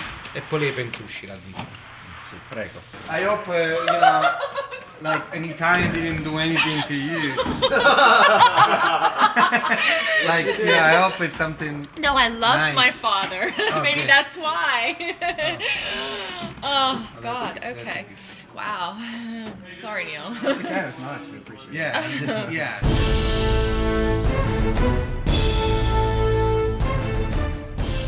Yeah, he's an ex-military guy. You know, he was kicked out of the military, and now he's kind of just rolling around the universe. The ship that he flies is called the Blue Whale, and he stole it from a museum, although he tells people he didn't. Jay Lene, who played Deraci Vorde. I mean, we had a lot of good choices for Deraci, but he just brought the comedic element into the film. Deraci, I really felt, I felt so strongly about Jay. We saw many different Deracis. In fact, I think we saw the most actors for that role being the leading man. He had the look, he had the attitude, he had the presence. I mean, he was just such a dream to work with. Everybody enjoyed him on set. You know, I highly recommend any producers or directors that take this guy. He's got star value written all over him. I mean, it's a very serious role and it's quite a journey for him, but we felt there needed to be just that little bit of humour in there to keep the humanity of it. And Jay really nailed that, and I was so pleased to be able to give Jay the call and let him know that he'd been cast, because I had backed him the whole way. He really held the production together. You know, he had some, when times were tough, he was able to make the crew laugh. He made everyone feel at ease, and he was just a real consummate professional. And I couldn't imagine the film or the role without anyone else but Jay. He gets pulled into a situation like, you know, like we all do in life, where you didn't know you were going to be here. And now you either step up or you step down. I don't want to overanalyze a simple man. I just don't. I want to make him as simple as the parts of me that are simple. I ate a lot of donuts to prepare, you know, because he's not the normal Han Solo, really in good shape kind of hero. He's not preparing to be the hero. He's just a guy that gets pulled into a normal situation. It's like the heavy guy that's walking home from work one day and he sees a burning building. He doesn't want to go in there. He hasn't been preparing for it, but he goes in there and he maybe saves a few people. And I had gone to the director and I said, you know, you've got the F-bomb running all throughout the script, and it's almost like in 2800, that's the way they talk. They use the F word as if it was a second language. Why don't we show my bare ass? You know what that means? And he was like, okay. I said, I just think it's funny is that he's a guy that just kind of lets it all hang out, that he would walk in to the captain's deck and, you know, be in a sheet and maybe turn around and, you know, you would see his full ass. And he was like, oh, he's the kind of director that just goes with that. We have one more place? Huh? We have one more preview? Huh? Yeah, I just want to make sure you guys take me serious as captain here. I just had to confirm that rumor. You do have a tight ass. I do have a tight ass. That's a golf clap. You know what that is? That's 40 years of ice cream. The scene when I died at the end, you know, what I had racing through my head at that time was that, you know, I'll never fish again and I'll never see my kids again, and because I love to fish myself. That was a hard scene to get through without just full-blown crying, but DeRossi wouldn't do that. So it was hard for me to keep it in. And that's the texture of that script. Rochelle Balise, who played Contessa. Now, to be honest, I thought there'd be 1,000 choices for Contessa, but there was just one. She came in and she was perfect, and nobody else just had the right vibe for what I wanted. There were some good actors who came in, but Rochelle, I guess, she was it. She was the only choice I had. I mean, it was a no-brainer. How are you?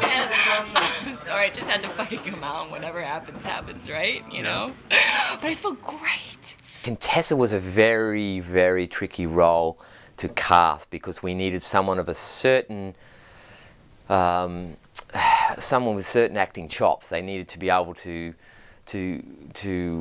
play a robot who didn't know they were a robot. They needed to bring some humanity to the role. We saw a lot of actresses from ex-strippers way up to more mature actresses who had long careers. No one felt quite right. There was a few people that we thought they could have possibly pulled off the part. We brought them in to read with Jay. They didn't quite have the chemistry that we were looking for. It was Rochelle who walked in on, I think, the last day of casting. And again, I had a feeling just about her look that she could possibly be right for the part. And I do remember running down the corridor to Neil just before I brought her through and saying, Neil, I think you should really take notice of this next one. I think this could be her. Is this the most emotional you've ever been acting? You know. Hey, where's my papa? Papa! No, but yes. Yeah. It was great for me because I got to have a little taste of everything. I got to have an emotional journey, which was really fun for me to show a tough side. I really enjoyed that. The character I play is a clone, number 387 of a relatively unsuccessful clone series. Will, who played Sorgon, he wasn't even scheduled to come in for the casting. He just turned up, and a friend of a friend. No way, Captain. Not at this speed. No, we're not entering at this speed. You have to time it perfect. You trust me on this? I'm willing. He was able to bring another dimension to the role that I guess we didn't expect to have. It was always my goal to do a science fiction film, and if it meant I had to shave my head to do it, by God, I was willing. I think people really identified with his character for some reason. I was very surprised at that. Kind of a natural yarmulke I could grow. He played it so well that people really empathized with the character, and I mean that's a testament to a great actor. He's also a famous disc jockey radio personality in San Diego. But Tanner's not playing the last man. No. He's playing a sort of a hybrid clone, so he's actually not playing a man in this. No. Which is rather fitting, I thought.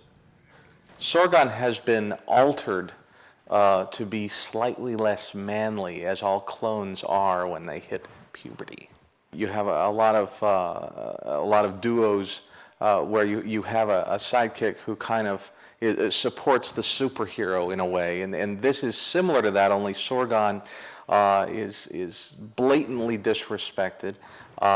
He's a bit bumbling, and you never quite know where his motivations lie.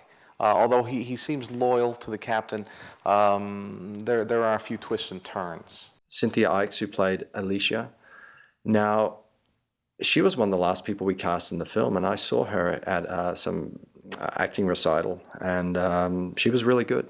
And she really brought a seriousness to the role, you know, which was nice. She has those beautiful eyes that you just get lost in. Again, a slightly difficult role because we needed someone young, but we needed someone not totally unaware of what was going on. I really connect to Alicia.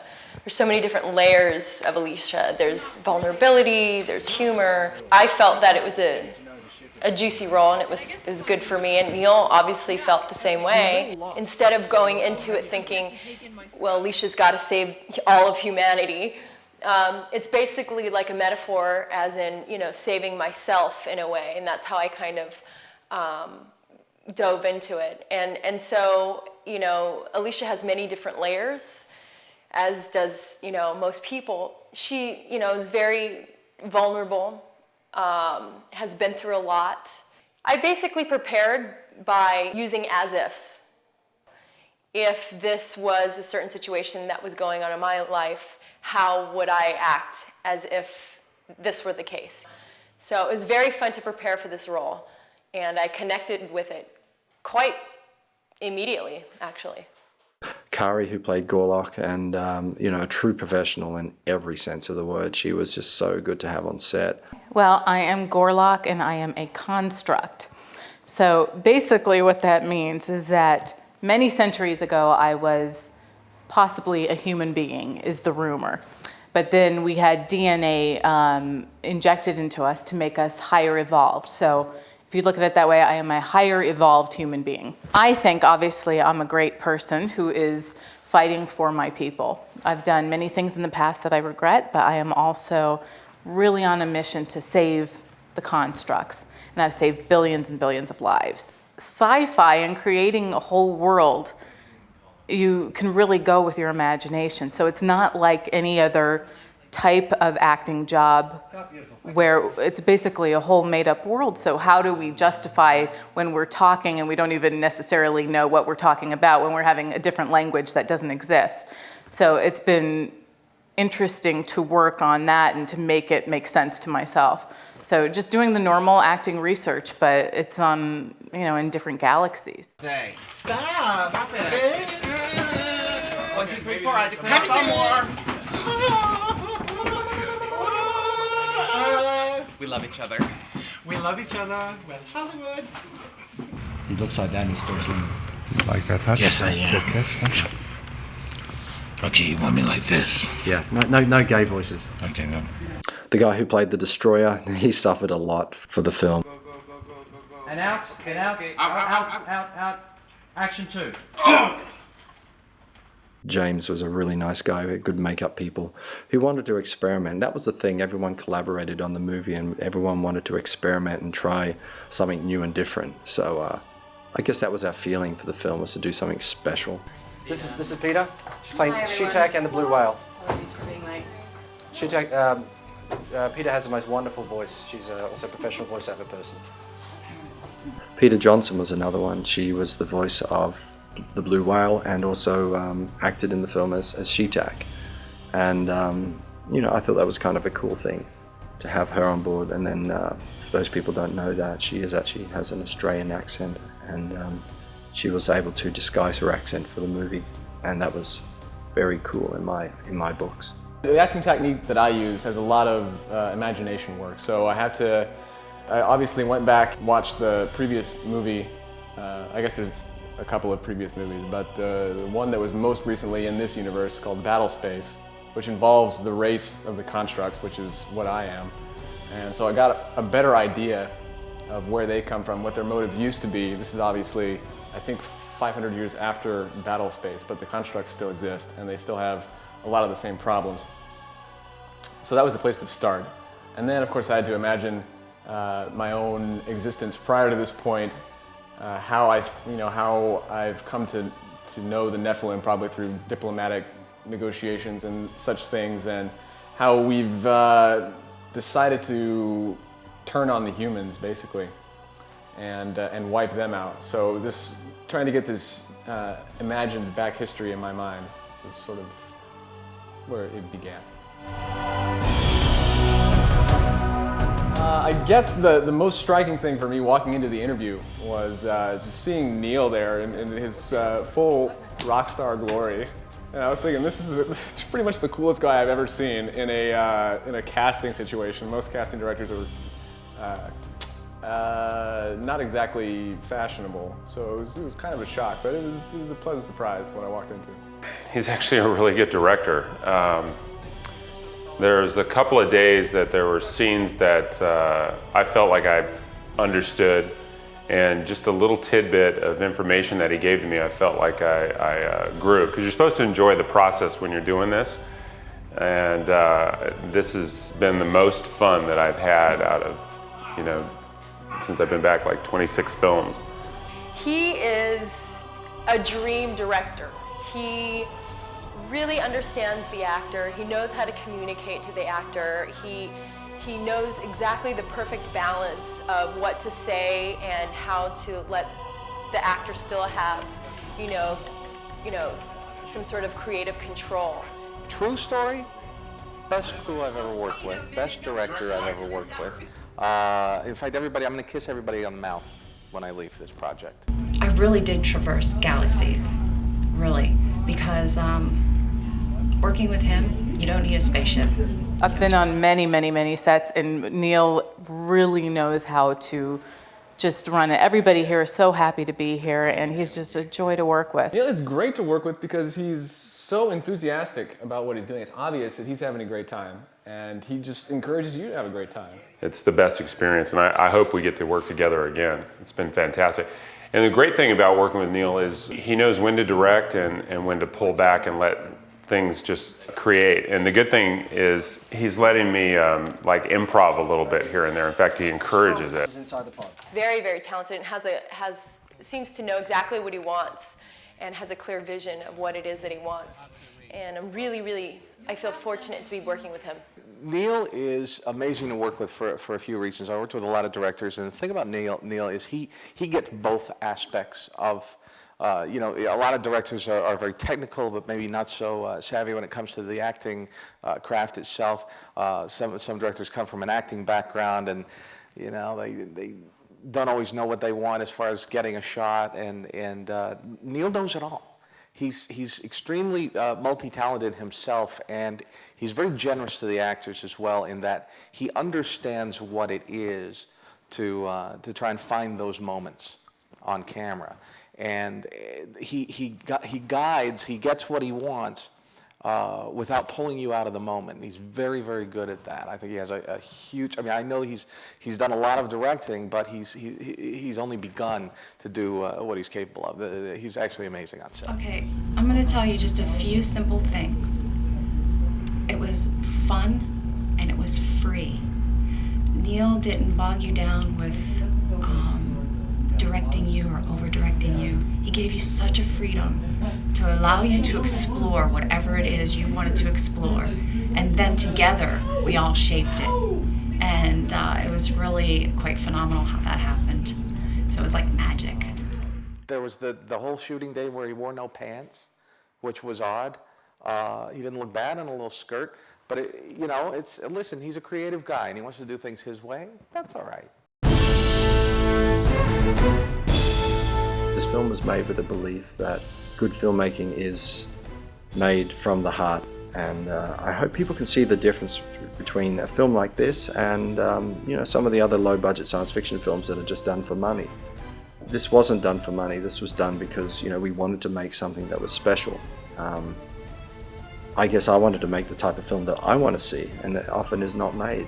Science fiction is very much an evolving subject, and I like to see things in outer space. I like to see people relating to each other and having adventures, and I like to see where humanity is going.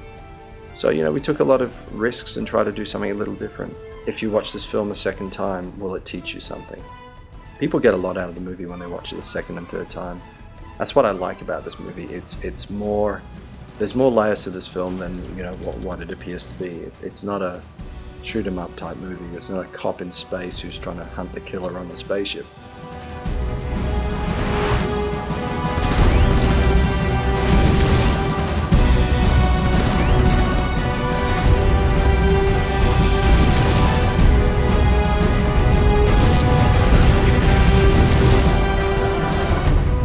Humanity's end. Extinction is inevitable. The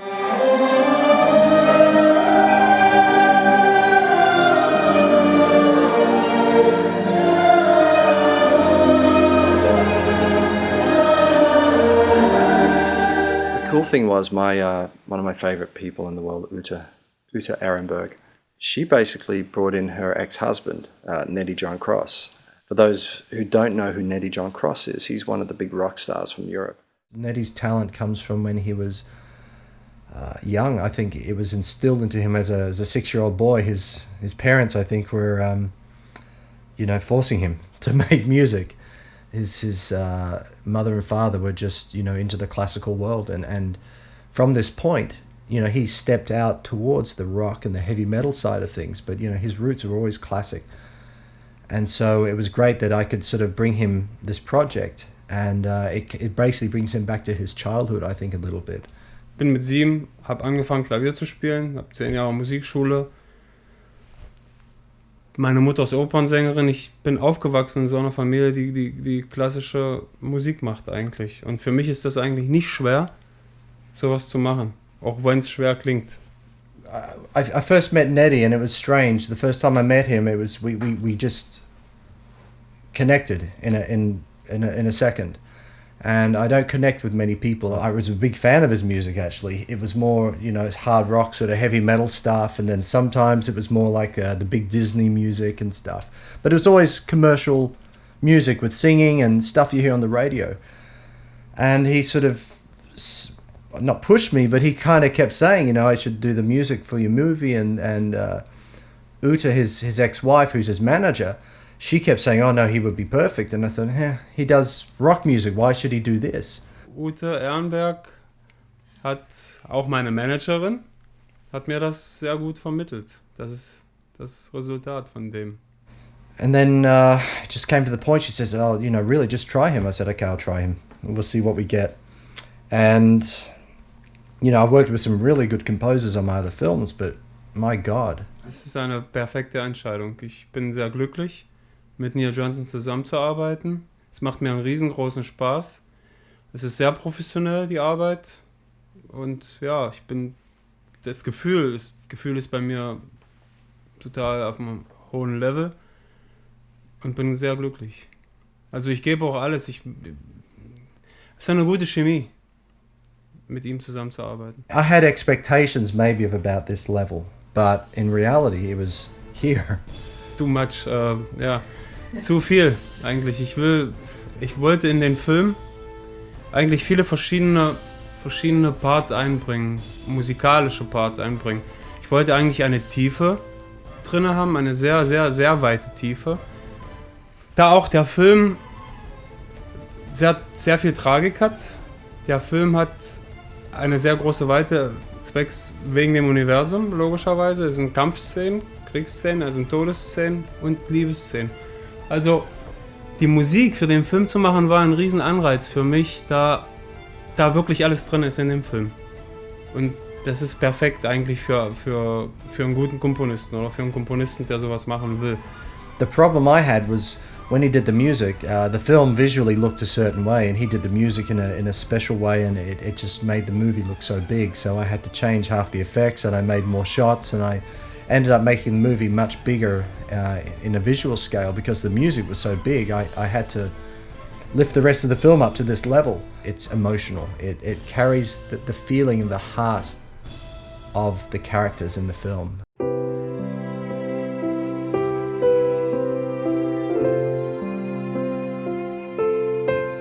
Das ist sehr schwer. Ich habe für jeden Song eigentlich verschiedene Emotionen. Rochelle's Song hat mich eigentlich die Schauspielerin total begeistert, um ehrlich zu sein. Ich wollte ihr unbedingt einen starken Song geben, weil sie sehr, sehr stark spielt.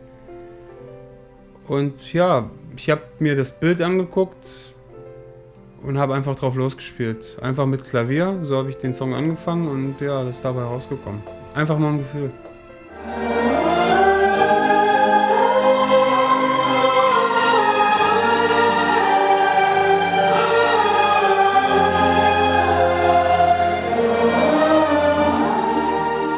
Got one of the most famous opera singers in Bulgaria to come in, and she did an amazing job.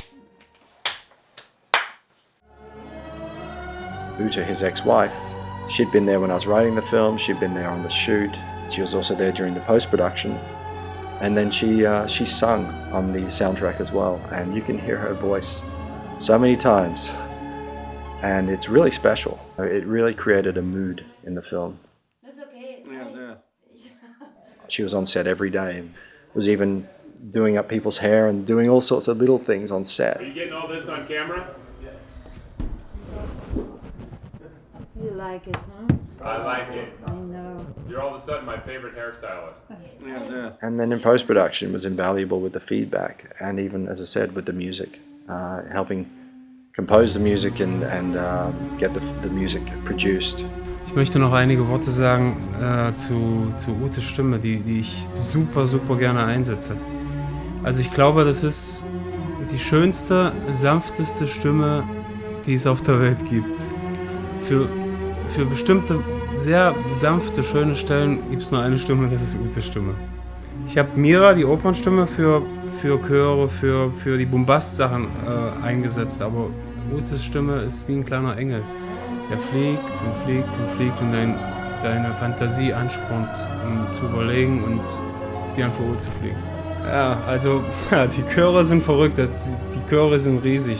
Neil ist zu mir gekommen und hat mir von Hellraiser die Musik gegeben und sagt, so möchte ich das. Und wo ich das erste Mal den Hellraiser oder Hellbound, den Song gehört habe, habe ich mich an den Kopf gefasst. Da habe ich gesagt, wow, fuck. Ist sehr, sehr groß. Ja, dann haben wir die Chöre versucht, wir haben die Strings aufgenommen, alles, und also die Chöre sind zu zweit gesungen. Klingen riesig fett. Mira und ich. Ich habe 20 Mal eingesungen, Mira hat 20 Mal eingesungen. Das ist sehr viel Arbeit. There's a real big advantage to working in Bulgaria. I mean, Neddy is German, but he's based in Bulgaria at the moment, and his studio is here. And it's great, he can just call up someone and say, I need a violinist, I need an opera singer, and they're here within a couple of hours. And these are world-class musicians. I mean, I've worked with orchestras and choirs in Germany, and they're pretty good, but here, they're really good, and they're fast, and they're precise, and there's no bullshit. They just go straight to the point, they just play, and that's it, and it's so emotional.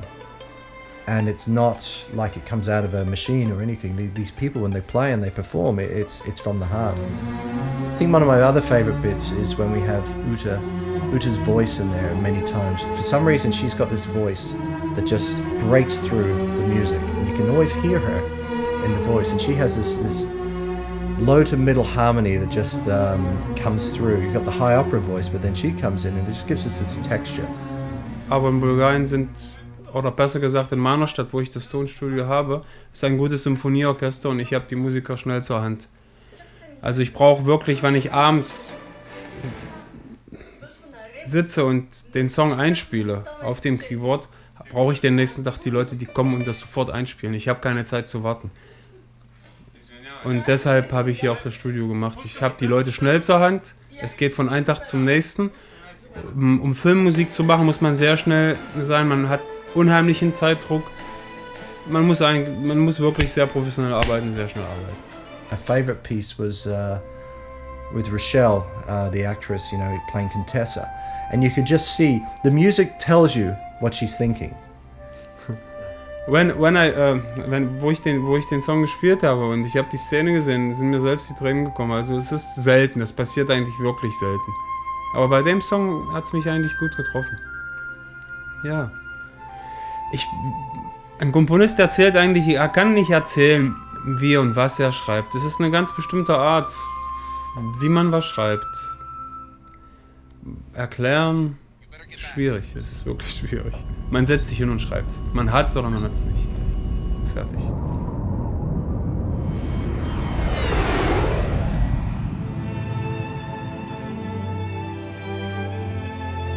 Ja, ich wollte unbedingt was sehr Besonderes machen. Durassi ist gestorben und dann, er fliegt dann irgendwie, die Seele fliegt und oh Gott, es ist zu viel, es ist wirklich viel. Er stirbt und die letzte Endmusik, so dass die Seele hochfliegt und dann das Raumschiff fliegt und man sieht das Kreuz, ja, es ist alles irgendwie zusammen, man kann es nicht erklären. Und das Kind nachher am Strand wollte ich unbedingt eigentlich was sehr, sehr Eigenständiges machen. Also es musste eigentlich sehr, sehr klein sein, aber sehr stark trotzdem. Mit der Stimme ist mir das eigentlich sehr gut gelungen, mit dem Klavier davor. The composers I've worked with in the past were really, really good. But Nettie has just gone beyond everything. Everything I expected, and I never knew this much talent existed. In one person, and he's just a freak for this. You can't stop him. I understand that because I guess I'm the same way with my films and my ideas, but the difference between him and I is that he has a talent. Es ist ganz komisch bei mir, wie ich Songs schreibe. Ich glaube, es ist bei jedem unterschiedlich. Es ist menschlich halt. Ich gehe gerne zu Fuß von zu Hause bis zum Studio. Und in den 10, 15 Minuten, wo ich zu Fuß von zu Hause zum Studio gegangen bin, ist mir das Lied eingefallen. Ich habe mir das gesungen. Dann bin ich ins Studio gekommen, habe das in einer Stunde eingespielt. Am nächsten Tag habe ich die Leute gerufen und schon war der Song fertig. Binnen 2, 3 Tage hatte ich einen riesen Song fertig. Das ist dann drin, das kommt. Manchmal habe ich eine Welle, wo ich 5 Songs oder 5 Parts am Tag komponieren kann. Manchmal halt nur einen oder so, aber eigentlich fließt es bei mir immer. Ich habe sehr viele Ideen momentan. Ich hoffe, das bleibt auch so. And you hear this in the music. You can hear that somebody who made the music really cares about the music. And I mean, I'm still floored to this day. I can't get the music out of my head. And this is the problem. I understand when he says to me, I wake up, I hear the music. I'm eating breakfast or lunch, I'm hearing the music all the time. I'm having sex, I hear the music. I get this because now I've heard the music. It's in my head as well. It doesn't go away. It stays with you. And I think that's the great thing about this is that, okay, my film's of a certain level, but this music is so good that it forces you to stay with the film and you have to watch it over and over again and the music will just bring everything to life.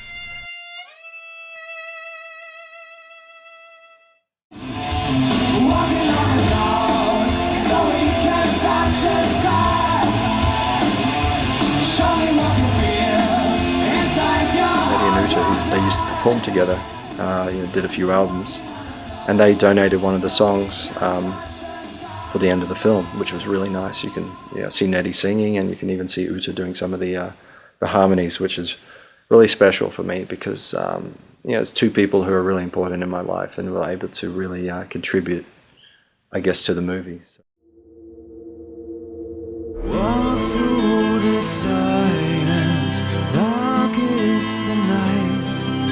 With wind in my face, I search for the light, counting the stars and hiding my tears, longing for someone to take away my fears.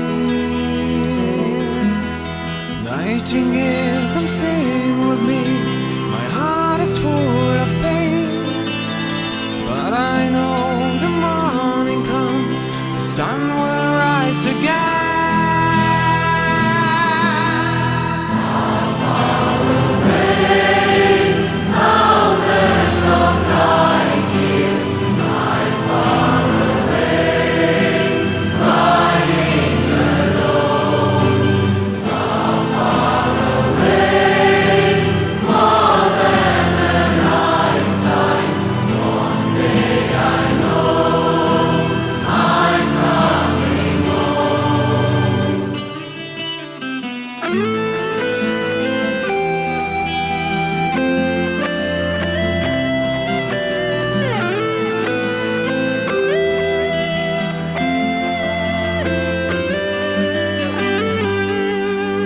Painful and empty, I'm too blind to see.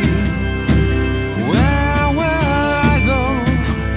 What's my destiny? Vision of dreams, I hope they'll come true. Can't find the answer, I'm feeling blue. Nightingale, come sing with me. My heart is full of pain, but I know the morning comes, the sun will rise again. Far, far away, thousands of light years, I'm far away, crying alone. Far, far away, more than a lifetime. One day I know I'm coming home. Far, far away, thousands of light years. Far, far away, crying alone. Far, far away, more than a lifetime. One day I know I'm coming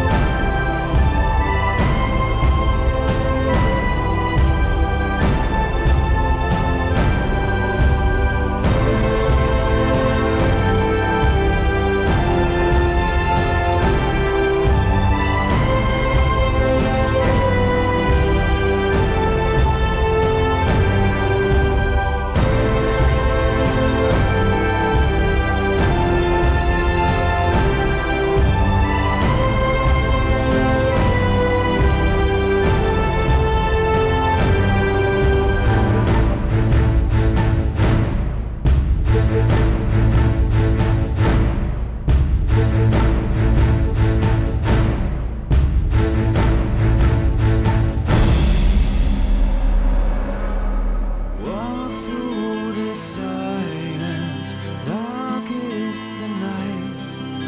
With wind in my face, I search for the light, counting the stars.